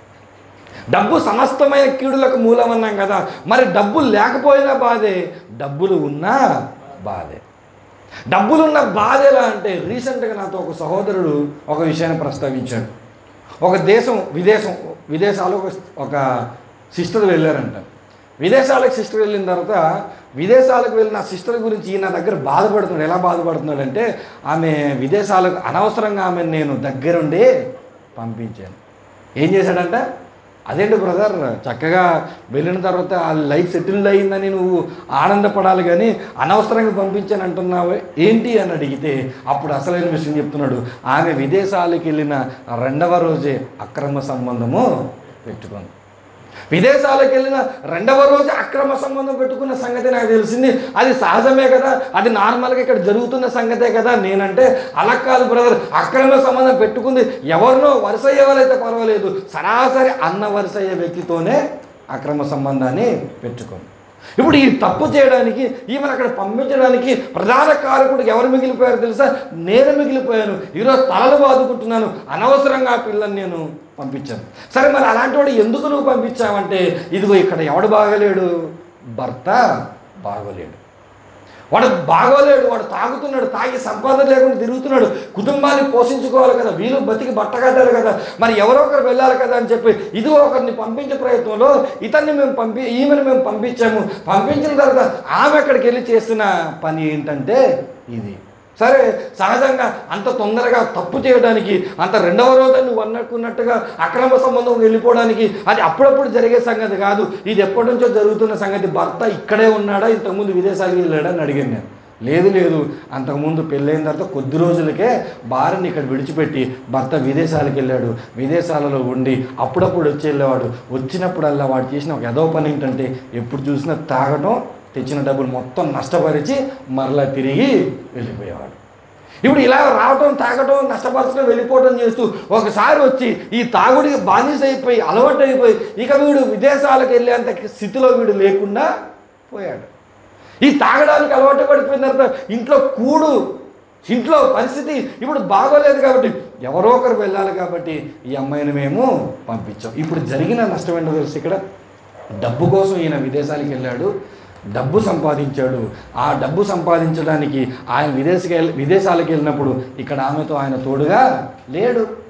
సరే, తిరిగి వచ్చిన తర్వాత తోడుగా ఉన్నాడంటే ఇక్కడ వ్యసనాలకు లోబడి మరలా ఆమెకు తోడుగా లేడు. ఇప్పుడు సంపాదించినప్పుడు తోడుగా లేకుండా, వచ్చినప్పుడు తోడుగా లేకుండా, తన భార్యకు జరగవలసిన ధర్మం జరగకుండా, ఆమె అలా ఉంటున్నప్పుడు అక్రమ సంబంధం చేయకుండా ఆమె ఏం చేస్తుంది? డబ్బు ఏం చేసింది? మరలా కుటుంబ నాశనము చేస్తుంది. ఇప్పుడు ఈరోజు ఆమెతో మాట్లాడితే వినే స్థితిలో ఉందంట, సమస్య లేదు. ఇప్పుడు ఏంటి? ఆమె పైసలు సంపాదిస్తుంది. ఇప్పుడు ఆమె పైసలు సంపాదిస్తుంటే వీడు ఇక్కడ ఖచ్చితంగా ఏదో రోజు మానసిక శోభతో చావాలి తప్ప వేరే అవకాశము లేదు. మరలా చెప్తున్నాను, డబ్బు దేనికి మూలము? సమస్తమైన కీడులకు మూలం. ఒకడు డబ్బు లేకపోయినా నాశనం అయిపోతున్నాడు, ఒకడు డబ్బుని నాశనం అయిపోతున్నాడు. ఇప్పుడు మనిషి జీవితంలో అర్థం చేసుకోలేకుండా యవ్వన కాలం అంతటిని తీసుకెళ్ళి దేని కొరకు పెడుతున్నారంటే, ఇదిగో డబ్బు సంపాదన అనేటువంటి ఆలోచనలో పెట్టి యవ్వన కాలం అంతా కష్టపడి ఏం పాడు చేసుకుంటున్నారంటే యవ్వన కాలాన్ని పాడు చేస్తున్నారు, యవ్వన కాలాన్ని నాశనం చేసుకున్నారు. ఈ యవ్వన కాలం అంతా నాశనం చేసుకున్న తర్వాత ఇప్పుడు నడిప్రాయం బాగుండాలంటే ఎలా బాగుంటుంది? ఇప్పుడు ఇంతమంది ఇన్ని రకాల ఆలోచనలతో ఒకడు డబ్బు లేకుండా నష్టపోయి, ఒకడు డబ్బుని నష్టపోయి, ఇప్పుడు మీరు ఆలోచించండి, సమాజంలో ఎవడు బాగున్నాడు? ఎవడి స్థితి బాగుంది? ఎవడి పరిస్థితి బాగుంది? పైన చూడటానికి, చెప్పుకోవడానికి మన జీవితం ఇదిగో అందంగా చెప్పుకోవడానికి గొప్పగా ఉండొచ్చేమో, కానీ నిజంగా మన యవ్వన బ్రతుకులు బాగున్నాయా? రాత్రి దేవుడు నిన్ను నన్ను నిలవబెట్టి అడిగితే, నీ బాల్యం నీకు తెలియదు, వదిలేసాను. నీ వృద్ధాప్యం నువ్వేం చేయలేవు, వదిలేశాను. ఇదిగో నేను అడిగేటువంటి ఒక ప్రశ్న ఏంటి తెలుసా? నీ యవ్వనంలో నువ్వేం చేసావు? నీ యవ్వనంలో నువ్వేం చేసావు దాన్ని బట్టి నీ నడిప్రాయము కనబడిపోద్ది. ఈ రెండింటికి నీవు నేను దేవుని దగ్గరికి వెళ్ళి సమాధానం చెప్పాలి. సమస్తమైన కీడులకు మూలము డబ్బు అయినప్పుడు కేవలం డబ్బు సంపాదన కోసమే మన జీవితాన్ని మనం వెచ్చించాలా? కేవలం డబ్బు సంపాదించడానికి వెచ్చించాలా? అది కాదు అని చెప్తున్నాడు. ఎందుకో తెలుసా? యాకోబు గారు రాసిన పత్రిక, యాకోబు గారు రాసిన పత్రిక 4వ అధ్యాయం 13వ వచనాన్ని ఒకసారి చూద్దాం. నేడైనను రేపైనను ఒకానొక పట్టణములకు వెళ్ళి అక్కడ 1 సంవత్సరం ఉండి వ్యాపారము చేసి లాభము సంపాదించము రండని చెప్పుకొని వారలారా. ఎవరంట వీళ్ళు? ఈరోజైనా రేపైనా ఒక సిటీకి వెళ్దాం, అక్కడ వ్యాపారం చేద్దాం. ఇప్పుడు ఏం సంపాదిద్దాం? లాభాన్ని మనము సంపాదిద్దాం. అంటే ఏం అర్థం చేసుకున్నాం మనం? ఇదిగో మన పరిస్థితులు బాలేవు, మన ఆర్థిక పరిస్థితులు బాలేవు, ఇప్పుడు కాబట్టి మనం వేరే చోటుకి వెళ్ళి డబ్బు సంపాదిద్దామని అనుకునేటువంటి వారులారా, నేను ఒక మాట మిమ్మల్ని అడుగుతాను. రేపేమి సంభవించునో మీకు తెలియదు. మీ జీవము ఏ పాటిది? ఏమనుకుంటున్నారు? యవ్వన కాలంలో ఉన్నాను కదా, బలముంది నాకు, యవ్వన కాలంలో ఉన్నారు కదా, ఆరోగ్యం ఉంది నాకు, ఇప్పుడు కాకపోతే నేను ఎప్పుడు సంపాదిస్తాను, ఇప్పుడు కాకపోతే ఎప్పుడు సమకూరుస్తాను, ఇప్పుడు కాకపోతే నేను ఎప్పుడు ఎంజాయ్ చేస్తాను అని చెప్పి ఇదిగో ఒకవైపు డబ్బు సంపాదిస్తూ ఒకవైపు సంతోషంలో తూగుతున్న యవనస్తులతో, తూగిన యవనస్తులతో, తూగబోతున్న యవనస్తులతో దేవుడు మాట్లాడుతున్నాడు. అరే, మీ జీవితాన్ని గురించి మీరేమనుకుంటున్నారా? మీ లైఫ్ ఏమాత్రం, మీ జీవం ఏ పాటిదానంటే మీ జీవం, మీ లైఫ్కి విలువ ఎంత అడుగుతున్నాడు ఆయన. మీ జీవితానికి విలువ ఎంత? మీ జీవితానికి విలువ బహుశా మీరు చెప్పలేరేమో, నేను చెప్తాను. మీ జీవితానికి విలువ బహుశా మీకు తెలియదేమో, నేను చెప్తాను. యాకోబు అనబడే నేను పరిశుద్ధాత్మ ప్రేరేపణ చేత భూమి మీద ఉన్న మనుషులందరి జీవిత విలువను ఒకవేళ వెలకట్టమంటే నేను దేనితో వెలకడతానన్నాడంటే, మీరు కొంతసేపు కనబడి అంతలో మాయమైపోయి ఆవిరితో మీ జీవితాలను నేను పోలుస్తాను. దేంతో పోలుస్తున్నాడో తెలుసా? ఆవిరిని ఇలా చూసి మనం అటు కన్నురెప్పం మూసి లేదా అటువైపు తిరిగి ఇటువైపు వచ్చేలోపు ఆవిరి ఏమవుద్ది? కనబడకుండా ఎగిరిపోద్ది. నీ జీవితం కూడా బాల్యం ఎలా ఎగిరిపోయింది నీకు తెలుసా? యవ్వనం ఎలా ఎగిరిపోయిందో నీకు తెలుసా? నడిప్రాయం ఎలా ఎగిరిపోద్దో నీకు తెలుసా? ముసలితనం ఎలా ఎగిరిపోద్దో తెలుసా? ఈ 4 దశలు అందరి జీవితంలో జరుగుతాయని మరలా గ్యారంటీ లేదు. యవ్వనంలో ఉన్నప్పుడు పోవచ్చు, నడిప్రాయంలో పోవచ్చు, బాల్యంలోనే పోవచ్చు. ఇదిగో అసలు మన జీవితానికి విలువ ఆవిరిని చూడగానే మనకేం గుర్తు రావాలి తెలుసా? అయిపోయినటువంటి వంట కాదు. ఆవిరిని చూడగానే అయిపోయిన వంట కాదు మనకు గుర్తు రావాల్సింది. ఇదిగో మన జీవితం కూడా ఆవిరి వలె. అన్నం వండేటప్పుడు ఇదిగో వంటలు చేసే చోట కూర్చొని ఉప్పై కారమే కాదు ఆవిరిని చూసినప్పుడు నీకు యాకోబు పత్రిక జ్ఞాపకం వచ్చి నా జీవితం కూడా ఆవిరి వంటిదే, ఆవిరి వంటిది, ఆవిరి వలె ఒకరోజు నేను కూడా ఈ భూమి మీద ఏమవుతాను, కనబడకుండా వెళ్ళిపోతాను, కనబడకుండా వెళ్ళిపోతున్నానని పాపం ముందుగానే మనం ఏం చేస్తున్నాం, ఫోటోలు వీడియోలు తీసుకొని జాగ్రత్తగా పెట్టుకుంటున్నాం. ఒకవేళ నువ్వు కనబడకపోతే నీ ఫోటో నీ వీడియో నాకు కనబడుతుంది కానీ నీది నీకు మరలా. ఇంకొంచెం ముందుకెళ్ళి పేతురు భక్తుడు మాట్లాడుతున్నాడు. పేతురు భక్తుడు ఎలా మాట్లాడుతున్నాడు మన జీవితాన్ని గురించి అంటే, పేతురు గారు రాసిన మొదటి పత్రిక 1వ అధ్యాయము 24వ వచనంలో ఉన్న మాటను మనం చూద్దాం. సర్వ శరీరులు గడ్డిని, అంటే దేంతో పోలుస్తున్నాడు ఆయన, గడ్డి పోచతో, ఆయన గడ్డితో పోలుస్తున్నాడు. ఈ గడ్డి ఎలాంటిదంట, గడ్డి ఏమవుతుందంట, ఎండిపోద్ది. ఎప్పుడు ఎండిపోద్ది గడ్డి, సూర్యుడు ఉదయించినప్పుడు, సూర్య వేడిమి తగిలినప్పుడు ఏది మాడిపోద్దో తెలుసా, గడ్డి ఎండిపోద్ది, మాడిపోద్ది. మరలా భక్తుడు అంటున్నాడు, అరే మన జీవితాన్ని మనం ఏదో ఊహించేసుకుంటున్నాం, ఏదేదో అనుకుంటున్నాం, అది కాదు మన బ్రతుకులు. మన బ్రతుకులు ఏంటంటే గడ్డితో సమానం. ఆ గడ్డి గట్టిగా ఎండ కాస్తే ఆ గడ్డి ఏమైపోతుంది తెలుసా, మాడిపోతుంది, ఎండిపోతుంది. అలాంటి గడ్డి వంటిది మన జీవితం. ఇంకొంచెం ముందుకెళ్ళి యోబు భక్తుడు అంటున్నాడు, యోబు గ్రంథము 7వ అధ్యాయము 7వ అధ్యాయం మొదటి 2 వచనాలను ఒకసారి మనం చూడగలిగితే, యోబు గ్రంథం 7వ అధ్యాయం మొదటి 2 వచనాలు, భూమి మీద నరుల కాలము యుద్ధ కాలము కాదా, వారి దినములు కూలీవాని దినముల వంటివి. ఇప్పుడు యోబు గారు చాలా స్పష్టంగా ఏమంటున్నాడంటే, ఇదిగో మనం బ్రతుకుతున్న కాలం ఉందే, ఏ కాలం అది, ఒక్కొక్క కాలంలో ఉన్నాం. యవన కాలంలో కొంతమంది ఉన్నారు, నడిప్రాయంలో. ఇప్పుడు ఈ నడిప్రాయాన్ని, యవన కాలాన్ని భక్తుడు అనేటువంటి యోబు ఏమంటారో తెలుసా, ఇది ఒక యుద్ధంతో సమానం. యుద్ధంలో ఉండేటువంటి సమయాన్ని గురించి మీకు తెలియాలంటే, యుద్ధం ఎప్పుడెప్పుడు జరుగుతుందంటే, యుద్ధంకి ఒక సిద్ధాంతం ఉంటుంది, ఒక రూల్ ఉంటుంది. ఆ రూల్ ఏంటంటే, యుద్ధం సూర్యుడు ఉదయించినప్పుడు మొదలుపెట్టి సూర్యుడు అస్తమించినప్పుడు యుద్ధాన్ని, సూర్యుడు అస్తమించిన తర్వాత మరలా యుద్ధము చేయవు. ఇది యుద్ధకాలం. ఇప్పుడు యుద్ధానికి వెళ్ళిన వాడు ఎవడైనా సరే 2 విషయాలు గుర్తుంటాడు. ఒకటి అయితే సాయంత్రం అయిపోవాలి, లేకపోతే నేను అంతము. రెండే జరుగుతాయి. ఒకటి కాలమైనా గడవాలి, లేకపోతే నేనైనా. ఇప్పుడు ఈయన చెప్తున్నాడు, అయితే నీ జీవితం నడవనైనా నడవాలి, కాలమైనా నడవాలి.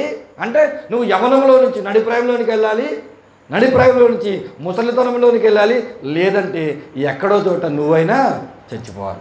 అందుకని అంటాడు, ఇది యుద్ధకాలము. ఒక యుద్ధంలో ఒక సైనికుడు వెళ్ళి తిరిగి వస్తానని ఆశతో వెళ్తాడో లేదో తెలియదు, ఏం గెలుస్తామో ఓడిపోతామో తెలియదు, నమ్మకంతో వెళ్తాడు, ఓడిపోయి వస్తాడు. వాడి పరిస్థితి ఎలాంటిదో మన బ్రతుకు కూడా అలాంటిదే.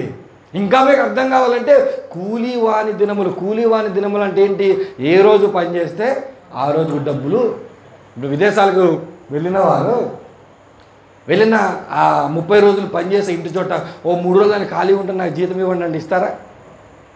ప్రతిరోజు వాళ్ళు ఏం చేయాలి, పని చేయాలి. వారికి ఆరోగ్యం బాగున్నా ఆరోగ్యం బాగలేకపోతే. ఇప్పుడు సెలవులు పెట్టి కొంతమంది వచ్చేటప్పుడు ఏం చేస్తారంట, అక్కడ ఎవరికో పని అప్పగించి మళ్ళీ వాళ్ళకి ఎక్స్ట్రా డబ్బులు ఇచ్చి మరలా వాళ్ళు వస్తారు, సెలవులోనికి వస్తారు. అంటే ఇప్పుడు దాని అర్థం ఏంటి, ప్రతిరోజు కూడా పని చేస్తేనే డబ్బు, పని చేయకపోతే. ఇప్పుడు అక్కడ నుంచి రిటైర్మెంట్ అని చెప్పి ఇక్కడికి వచ్చారనుకోండి, వాళ్ళు పెన్షన్ ఏమైనా పంపిస్తారా? అక్కడ ఉన్నప్పుడు నువ్వు కూలోడివి, నువ్వు పని చేస్తే నీకు డబ్బులు ఇస్తారు. ఇప్పుడు నువ్వు అక్కడికి వచ్చేసిన తర్వాత నీ కూలి పని అయిపోయింది. ఈ కూలి పని బయటకు వచ్చిన తర్వాత నువ్వేం చేయాలి, మరలా అక్కడ మీద ఆశ నువ్వు పెట్టుకోకూడదు. ఇక్కడ భక్తుడు కూడా అదే చెప్తున్నాడు, మన రోజులు ఎలాంటివంటే పని చేస్తే డబ్బులు దొరుకుతాయి, డబ్బులు దొరికితే బతుకుతాం, పని లేకపోతే మన జీవితము లేనట్టే.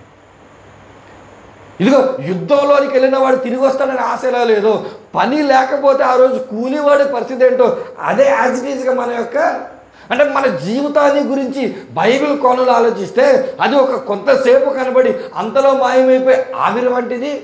సూర్యుడు ఉదయించి గట్టిగా ఎండ కాస్తే మాడిపోయే ఎండిపోయే గడ్డి వంటిది. ఇదిగో యుద్ధంలోనికి వెళ్ళినవాడు తిరిగి వస్తాడో లేనటువంటి ఆ సంఘర్షణలో కూడినటువంటి జీవితం అది. ఇప్పుడు కూర్చొని ఎవరైనా ప్రశాంతంగా నా ప్రతిరోజు నేను సంతోషంగా బతుకుతున్నానని ఎవరైనా చెప్పగలరా? కనీసం చాలామంది మందిరాలలో కూర్చొని ప్రశాంతంగా వాక్యాన్ని కూడా వినలేనంత టెన్షన్స్ చాలామంది జీవితాల్లో ఉన్నాయి. వాళ్ళతో వెళ్ళి మాట్లాడితే అప్పుడు వాళ్ళ కష్టాలు చెప్తారు. కట్టడానికి ఇల్లు కట్టవచ్చు, కట్టుకోవడానికి మంచి బట్ట కట్టుకోవచ్చు, మెడలో మంచి బంగారం వేసేసుకోవచ్చు. కానీ వాడితో మాట్లాడితే వాడు చెప్తాడు, అరే నా జీవితం ఎలా ఉంది తెలుసా, నాకు ఆనందమే లేదు, నా బ్రతుకుకు ఆనందమే లేదు చేసుకుంటూ మన జీవితాలన్నీ నాశనం చేసుకుంటున్నాం. మనకు దేవుడు ఒక చక్కటి మాట చెప్పాడు చూడండి. యోబు గ్రంథము 14వ అధ్యాయము 5వ వచనంలో ఉన్న మాటను ఒకసారి చూడాలి. యోబు గ్రంథం 14వ అధ్యాయము 5వ వచనము, నరుల ఆయుష్కాలము పరిమితి కలది, వారి నెలల సంఖ్య నీకు తెలిసే ఉన్నది, మించజాలని వయ పరిమాణము నీవు వారికి నియమించి ఉన్నావు.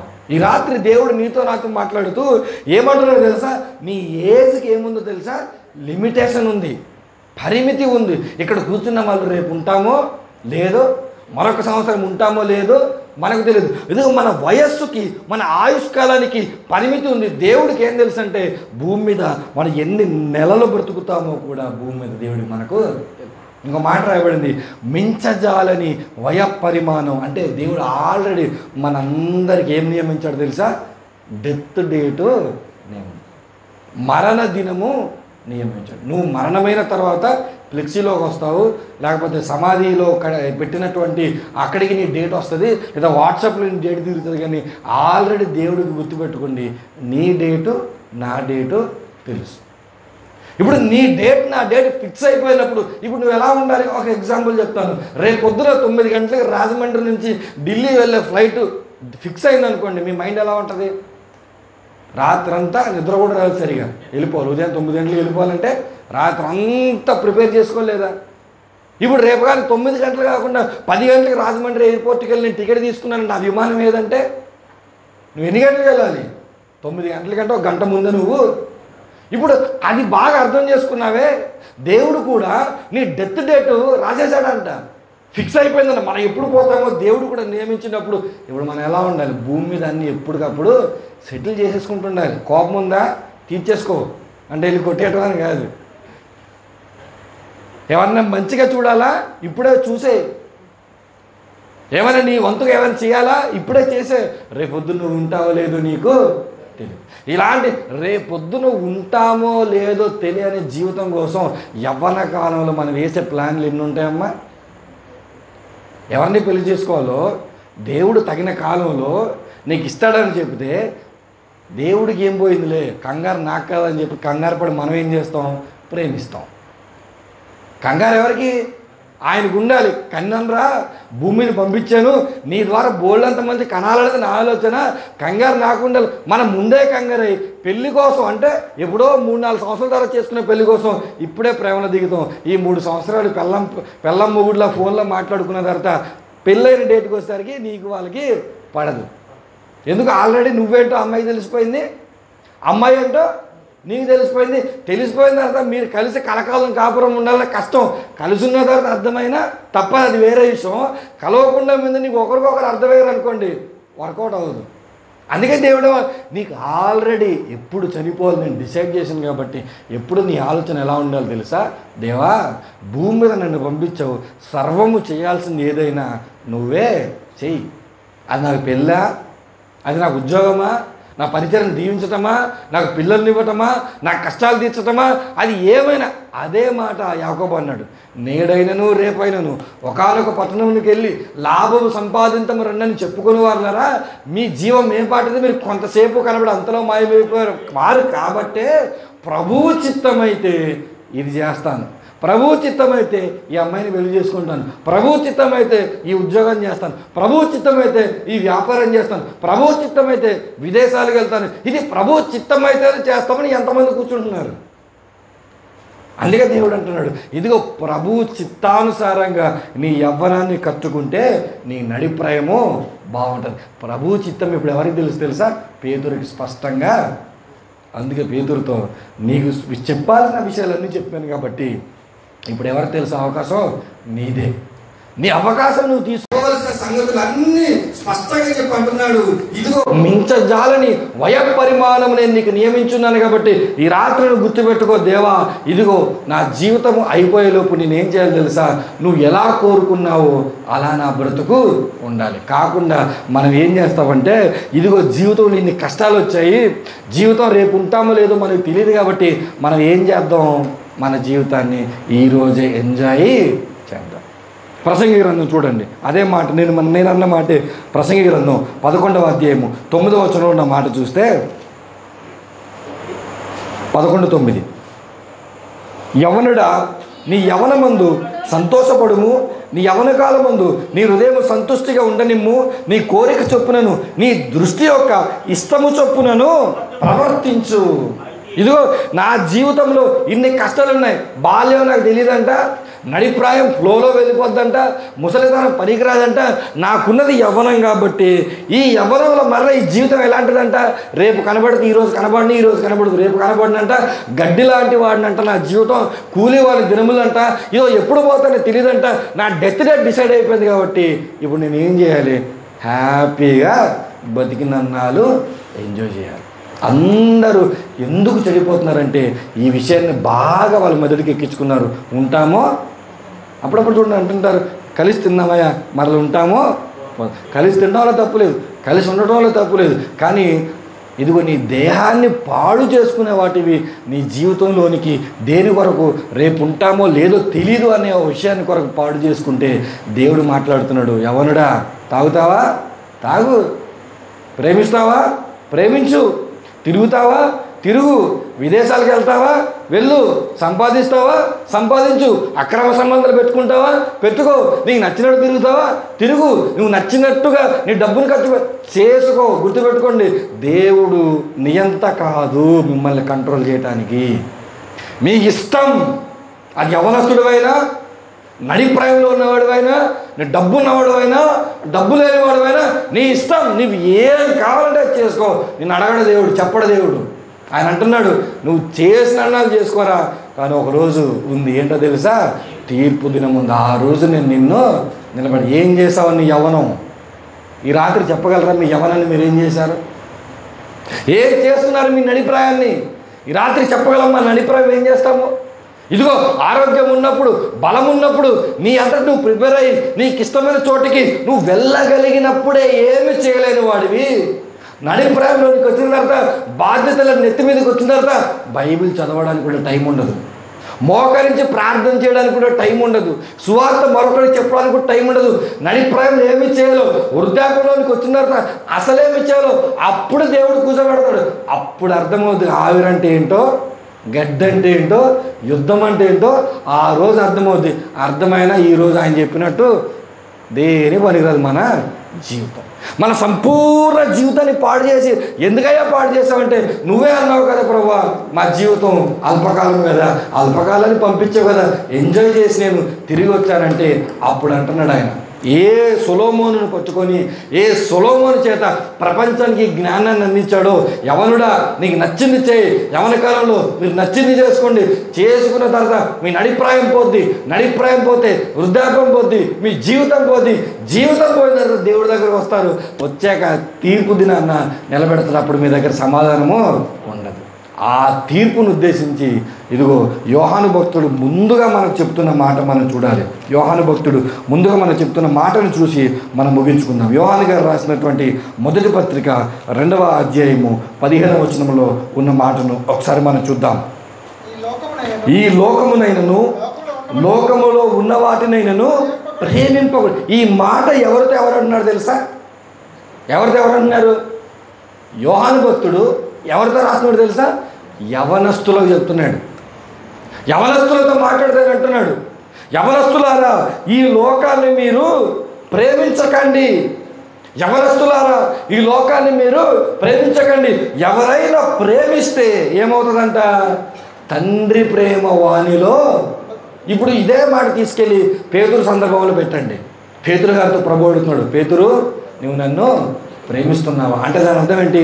నువ్వు నన్ను ప్రేమిస్తే మరలా నువ్వు చేపల్ని ప్రేమించకూడదు, నువ్వు నన్ను ప్రేమిస్తే మరలా వాళ్ళని నువ్వు ప్రేమించకూడదు. నువ్వు నన్ను ప్రేమిస్తే భూముల్ని మరలా నువ్వు ప్రేమించకూడదు.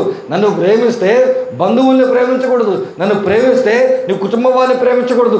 నన్ను ప్రేమిస్తే లోకంలో ఉన్న వాటిని నువ్వు ప్రేమించకూడదు. ఒకవేళ లోకంలో ఉన్న వాటిని ప్రేమిస్తే నువ్వు నన్ను ప్రేమించట్లేదన్నాడు. ఈ రాత్రి దేవుడు నీతో నాతో స్పష్టంగా మాట్లాడుతున్న ఒకే ఒక్క మాట, నిజంగా నువ్వు దేవుణ్ణి ప్రేమిస్తున్నావా? నువ్వు దేవుణ్ణి ప్రేమిస్తున్నాను అనడానికి ఉదాహరణ ఏంటో తెలుసా? రుజువు ఏంటో తెలుసా? లోకాన్ని నువ్వు ప్రేమించావు. ఎందుకు లోకాన్ని ప్రేమించవు నువ్వు? నీకు తెలుసు జీవితం చాలా స్వల్పమైనదని. నీకు తెలుసు యవ్వనం దాటిన తర్వాత మరలా తిరిగి దాన్ని తెచ్చుకోవాలని. నీకు తెలుసు యవ్వనంలో పాడైతే నడిప్రాయం పాడైపోద్దని. నీకు తెలుసు నడిప్రాయం పాడైతే ముసలితనం పాడైపోతుంది. ఆ ముసలితనంలో పడుకొని నువ్వు ఎంత బాధపడినా ఉపయోగం లేదు. ఆ రోజు నీకు ఎంత దుఃఖం. ఒక మాట చెప్తున్నాను, ఒక మాట బాగా గుర్తుపెట్టుకోండి. ఇన్ని వాక్యాలు వింటున్నారు కాబట్టి ముసలితనంలో మీరు చచ్చిపోతారు. చాలా మీరే ఎక్కువ, అంతర్వేదాలు ఎక్కువ నాకు తెలిసి. మీకు ఇన్ని విషయాలు ఎప్పుడు గుర్తొస్తాయి తెలుసా? పడుకుంటారు, కాళ్ళు లేపలేరు, చేతులు లేపలేరు, మీ నోట్లో దుమ్ములు ఇలా బయటకు వస్తుంటాయి, కళ్ళు చూస్తుంటాయి, ఎవరినైనా చూస్తే బాధపడుతుంటారు, ఫ్యాన్ వేసుకుని ఓపిక ఉండదు, ఏసీ ఆన్ చేసుకుని ఓపిక ఉండదు. ముసలోళ్ళు మీరు అవ్వకుండా చచ్చిపోవాలని కోరుకోండి. అది నా చిన్న సలహా. ఎందుకో తెలుసా? ఇన్ని వాక్యాలు విన్న తర్వాత నీ యవ్వనం కోల్పోయారు ఆల్రెడీ చాలామంది. నడిప్రాయంలో ఇప్పటికైనా మీరు మేలుకొని, ఇప్పటికైనా మీ జీవితాలు బాగు చేసుకొని, ఇప్పటికైనా మీ కుటుంబాలని బాగు చేసుకొని, ఇప్పటికైనా మీ పిల్లల్ని బాగు చేసుకోకపోతే వృద్ధాపంలోనికి ఈ మాటలు వచ్చి వెక్కి ఏడుస్తారు. ఆ రోజు మీకు ఒకటే కనబడుతుంటుంది, నరకం. ఇప్పుడు నా నెక్స్ట్ స్టేషన్ ఏంటో తెలుసా? కొవ్వూరు, రాజమండ్రి, నరసాపురం కాదు. నా నెక్స్ట్ స్టేషన్ పాలకొల్లు అసలే కాదు. నా నెక్స్ట్ స్టేషన్ నరకం. ఇప్పుడు అక్కడికి వెళ్ళి దిగాలి. ఇప్పుడు అక్కడికి వెళ్ళి దిగాలంటే ఇంతకుముందు దేని వాడు ఉండాలి? నేను దేని వాడు ఉండాలి? నడిప్రాయాన్ని వాడు ఉండాలి, వాడలేదు. యవ్వనాన్ని వాడు ఉండాలి, వాడలేదు. ఈ రెండింటిని వాడకుండా దర్జాగా ముసలితనంలో పడుకొని నువ్వు పోయిన తర్వాత మేము వచ్చి ఏం పెడతాం? నీతిమంతుల్ని జ్ఞాపకం చేసుకున్నట ఆశీర్వాదకరమే మాకే. ఎందుకంటే దొరుకుతుంది ఫుడ్ మాకు, మటన్ చికెన్ పెడతారు మాకు. మీకైతే నాకైతే కాదు. సూటిగా చెప్తున్నాడు, యవ్వన కాలము చాలా చాలా విలువైంది. మీరు లోకాన్ని ప్రేమిస్తే నన్ను ప్రేమించలేరు. నన్ను ప్రేమిస్తే మీరు లోకాన్ని ప్రేమించరు. ఇంతగా లోకంలో ఏముందో ఆ కొన్ని విషయాలు చెప్పి నేను ముగింపు చేస్తాను. లోకంలో ఏముందంటే 16వ వచనం, లోకంలో ఉన్నదంతయు అనగా శరీరాశ, నేత్రాశ, జీవ కుటుంబము ఇవి ఎవరి వల్ల పుట్టినవి కావు, తండ్రి వల్ల పుట్టినవి కావు. రాసుకునేవాళ్ళంటే రాసుకోండి, నేను చెప్తాను. శరీరాశ మనకేముంటుందో తెలుసా? మన శరీరము కోరుకునేది లగ్జరీ. ఏం కావాలి? దీనికి సుఖం కావాలి. నిజంగా మన శరీరాలు ఎంత సుఖపడ్డాయో అర్థమవ్వాలంటే ఎండాకాలం రావాలి. మన శరీరాలకు ఎంత సుఖం మనం అలవాటు చేసి రావాలంటే ఏ కాలం రావాలి? ఎండాకాలం రావాలి. విసన్న కర్రల దగ్గరనే మొదలెట్టిన మన జీవితం ఈరోజు చల్లగా ఏసీల దగ్గరకు వచ్చాం. ఏసీ లేకుండా ఎండాకాలం తట్టుకుంటే ఆడు శరీరానికి సుఖాన్ని అలవాటు చేసిన వాడు కాడని అర్థం. ఏసీ కావాలనుకున్నాడంటే శరీరాన్ని ఏం చేసినట్టు? సుఖానికి మనం అలవాటు. ఎగ్జాంపుల్ చెప్పాను, లగ్జరీ కావాలి మనకి. ఏం కావాలి మనకి? ఎవరు కోరుకుంటున్నారు? శరీరం. ఈ శరీరం లగ్జరీ కోసమే కష్టపడుతున్నారు తెలుసా మీ వాళ్ళు? అప్పుడప్పుడు అంటుంటారు, విదేశాల్లో ఉన్న వాళ్ళ యొక్క మాటలు వింటుంటే, ఎందుకు ఇంత కష్టపడుతున్నావు? మీకోసమే. ఎవరి కోసం అంట? ఇక్కడ ఉన్న వాళ్ళు సుఖపడడానికి వాళ్ళక్కడ కష్టపడతారు. కామన్గా జరిగేదేంటి? మన అందరికీ ఏం కావాలి? శరీరం కోరుకునే ఆశ ఒకటి ఏంటంటే తెలుసా? లగ్జరీ. రెండో మాట, లైక్ శరీరం ఏం కోరుకుంటుందో తెలుసా? శరీరము లగ్జరీతో పాటుగా ఇదిగో ఆనందంగా ఉండాలంటే మద్యాన్ని కోరుకుంటుంది, అంటే మందును కోరుకుంటుంది. మందు ఎందుకు తాగుతారు? తాగే వాళ్ళని అడగండి, నన్ను ఎందుకు అడుగుతున్నారు? నన్ను మందు ఎందుకు తాగుతాము? ఈ శరీరానికి మరలా సుఖం కావాలి, లగ్జరీ కావాలి. అంటే నరాలు జివ్వున అనాలి. నరాలు జివ్వు మనాలంటే వెళ్ళి తాగాలి. ఇప్పుడు మందు తాగేవాడు యొక్క మనసు ఇన్ని రోజులు కష్టపడ్డాను నేను, ఈ శరీరానికి ఏమి ఇవ్వాలంట? ఈ శరీరానికి దేవుడు పెట్టిన ఒకే ఒక్క సుఖం ఏంటి చెప్పండి? నిద్ర. నువ్వు ఎంత కష్టపడినా చక్కగా పడుకో, లేచిన తర్వాత ఎలా ఉంటావు? రిఫ్రెష్గా ఉంటుంది నీ బాడీ. అది దేవుడు పెట్టిన సుఖం. ఇప్పుడు దాన్ని ఏం చేసాం? దాన్ని తాగి మన శరీరము దాని పైన చేయనివ్వకుండా చేయడం తాగటం అంటే అర్థం. కళ్ళు చూడలేదు, చెవి వినలేదు, నోరేం మాట్లాడదో తెలియదు. మన బాడీని అదుపు తప్పించేటువంటి పని ఏంటంటే ఎందుకు రాదంటే మరలా సుఖం. లోకంలో ఉన్నప్పుడు శరీరం కోరుకునేది అయితే లగ్జరీ. ఒక మాట చెప్తున్నాను, మందు తాగేవాడు ఎలాంటి వాడు, లగ్జరీల కోసం వెంటపడేవాడు కూడా అలాగని. లగ్జరీ మనకు వద్దని కాదు నేను అంటుంది, కానీ లగ్జరీ కోసం బతుకుతానంటాడు చూడు, అది తప్పు. ఇప్పుడు మందు తాగటం కోరుకుంటున్నాము, ఇది శరీరాశ. లగ్జరీ ఉండాలని కోరుకుంటున్నాము, ఇది శరీరాశ. మూడవది అత్యంత ప్రమాదకరమైనది పురుషులైనా స్త్రీలైనా ఏంటో తెలుసా, మనం కోరుకునేది శారీరక సుఖం కావాలి. పురుషులకైతే స్త్రీలు కావాలనిపిస్తుంది, స్త్రీలకైతే పురుషులు కావాలనిపిస్తుంది. ఇదిగో ఇలాంటి వ్యాపకాల వెంబడి వెళ్ళిపోతున్న వారితో దేవుడు మాట్లాడుతున్నాడు. శరీర ఆశలు మీలో ఉన్నాయి. లగ్జరీని కోరుకుంటున్నావా, మద్యపానాన్ని కోరుకుంటున్నావా, జాగ్రత్తలు లేదంటే వ్యభిచారాన్ని కోరుకుంటున్నావా? వీటిని కోరుకున్న వాడివైతే నీలో నా ప్రేమ ఉండదు. ఇది శరీరాశ.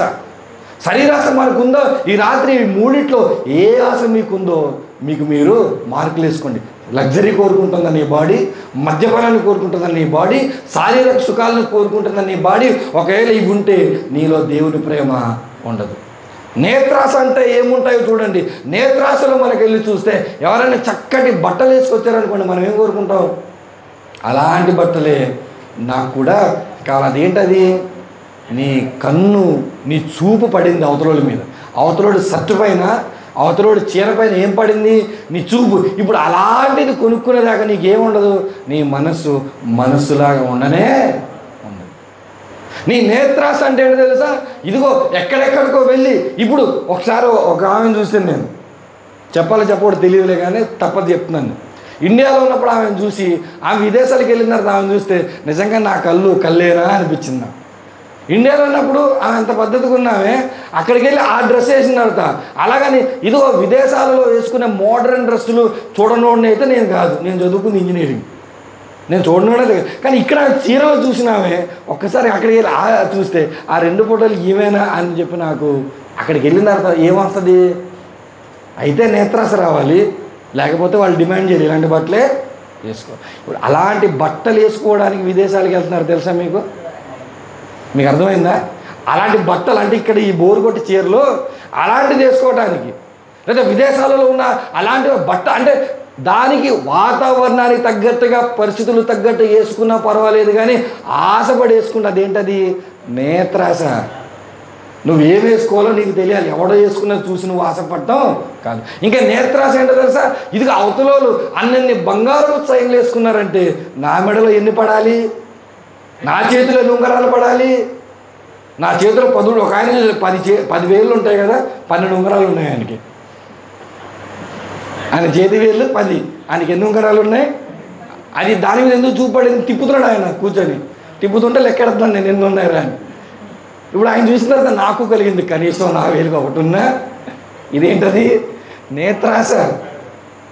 నాకు ఉంగరం వేసుకోవాలి, నాకు కూడా ఒకటి ఉండాలంటే పర్లేదు. 10 ఉంగరాలు ఆడుకున్నాయంటే, 12 ఉన్నాయంటే కనీసం నాకు ఒకటైనా ఉండాలనుకొని ఇప్పుడు నేను మా ఇంట్లో వాళ్ళని చావగొట్టాను అనుకోండి, అదే కింద వస్తుంది నేత్ర. ఇది ఎవరి వలన వచ్చింది కాదంట, దేవుని వలన. నేను మళ్ళీ ఉంగరం వేసుకోవటం, చైన్ వేసుకోవటం తప్పని నేను అనట్లేదు. ఎదుటి వాళ్ళని చూసి వేసుకోవాలనుకోవటం, నీకు అనిపిస్తే కొనుక్కో, డబ్బులు ఉంటుంది. కానీ ఎదుటి వాళ్ళని చూసి అలాంటి బట్టలు వేసుకోవాలి, ఎదుటి వాళ్ళని చూసి ఇదిగో అలాంటి చైన్లు వేసుకోవాలి, అలాంటి ఉంగరాలు వేసుకోవాలనుకున్నావు, అదేంటది? నేత్రాశ. దానికి అర్థం చేసుకోండి, ఇప్పుడు చెప్పిన ఎన్ని విషయాలు ఉన్నాయి కదా, ఏది? 1 లగ్జరీ అయినా, 2 మద్యపానమైనా, 3 శారీరక సుఖమైనా, 4 బట్టలైనా, 5 బంగారమైనా, ఇవి అన్నిటినీ మనం ఆశిస్తూ దేన్ని మనం వ్యతిరేకిస్తున్నాం తెలుసా? 1 యోహాను పత్రిక 2వ అధ్యాయము 15వ వచనం. అదే నేను చెప్తున్నాను, కింద చూడకండి. 1 యోహాను పత్రిక 2వ అధ్యాయం 15వ వచనానికి మనం ఏం చేస్తున్నాం? వ్యతిరేకంగా. అంతటితో సరిపోయి. నేత్రాశ అంటే ఏంటి తెలుసా? ఇదిగో మెటీరియలిస్టిక్, అంటే వస్తువులను సమకూర్చుకోవాలన్న కోరిక మనకు ఉంటుంది చూడండి. వస్తువులు అంటే ఎదుటోడికి ఐఫోన్ ఉందనుకోండి, నాకు ఆ ఫోన్ ఉండాలి. ఎదుటోడికి కారు ఉందనుకోండి, నాకు ఆ కారు ఉండాలి. ఎదుటోడి ఇంట్లో అవి ఉన్నాయనుకోండి, నాలో ఇవి ఉండాలి. అంటే ఇప్పుడు మీరు ఒక్కసారి ఆలోచించండి, నేను చెబుతున్నప్పుడు మీకేం కనబడుతుంది? మీ జీవితం మీకు కనబడుతుంటుంది. నా జీవితం నాకు కనబడుతుంది నేను చదువుతున్నప్పుడు. అంటే ఎదుటోడికి ఏది ఉందో, ఐఫోన్ ఉందా, నా దగ్గర కూడా ఉండాలి. వీడు అక్షరం ముక్క రాదు ఐఫోన్ వాడేవాడికి, అక్షరం ముక్క రాదు ఐఫోన్ వాడేవాడికి, కానీ వాడు ఏమే వాడుతున్నాడు? ఐఫోన్ వాడతాడు. ఎందుకు? చక్కగా వస్తుంది కాబట్టి. ఇప్పుడు వాడిని చూసి నాలాంటోడు అరే వాడే ఐఫోన్ వాడితే నేను ఇంకా ఆండ్రాయిడ్ ఫోన్ ఏంట్రా బాబు, నాకు కూడా ఒక ఐఫోన్ ఉంటే అన్నాను అనుకోండి. అదేంటది? నేత్రాస, శరీరాస, నేత్రాస. మూడోది ఏంటో తెలుసా? జీవం. ఈ రెండు ఆశలను మనం కానీ చక్కగా ఫుల్ఫిల్ చేసామనుకోండి, ఏదేది? శరీరాస, నేత్రాస చక్కగా నెరవేర్చామనుకోండి, మూడోది మనకి ఏమొస్తుంది? జీవపు డంబం వస్తుంది. జీవపు డంబం ఎలా వస్తుంది తెలుసా? అరే నా అకౌంట్లో ఎంత డబ్బులు ఉందో నీకు తెలుసా? అరే నా విదేశాలకు వెళ్తే నా జీతం ఎంతో నీకు తెలుసా? నాకు స్నేహితుడు ఉండేవాడు, వాడికి ఉద్యోగం రాకుండా ముందు అరే అశోక్ అనేవాడు. వాడికి ఉద్యోగం వచ్చిన తర్వాత హే బ్రో అంటాడు. ఉద్యోగం రాకుండా ముందు అన్యోన్యత బాగుండేది. వాడికి జాబ్ వచ్చింది, వాడు ఐటీలోకి వెళ్ళి చక్కగా సాఫ్ట్వేర్ జాబ్ కొట్టిన తర్వాత ఏమంటున్నాడు? వర్షం మారిపోయింది. ఇప్పుడు వాడి స్టేటస్ నా జీతం, నా డబ్బు, మా అమ్మ సంపాదిస్తుంది, మా నాన్న సంపాదిస్తున్నాడు, నా దగ్గర డబ్బు ఉంది.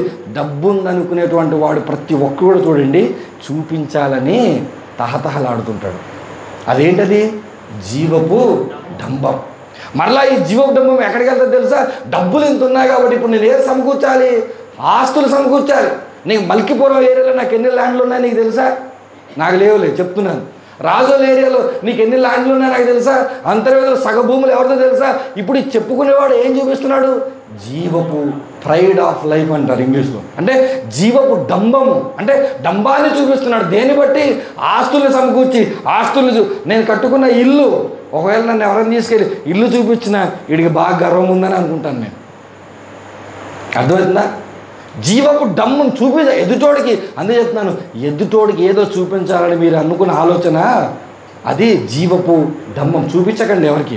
మీ దగ్గర డబ్బులు ఇంత ఉందనో లేదా మీ ఆస్తులు ఇంత ఉన్నాయి చెప్పకండి ఎవరు. ఇప్పుడు ఈ రెండు ఉన్నాయనుకోండి, వాడికి ఆటోమేటిక్ ఏం కావాలనిపిస్తుంది తెలుసా? అధికారము కావాలనిపిస్తుంది. అధికారం అంటే మళ్ళీ ఎక్కడికి వెళ్ళాలి? రాజకీయాల్లోనికి వెళ్ళాలి. ఇప్పుడు ఒక యవ్వనస్తుడిని మీరు ఒకసారి ఆలోచించండి. శరీరం ఎప్పుడు సహకరిస్తుంది? బాల్యంలో సహకరిస్తుందా?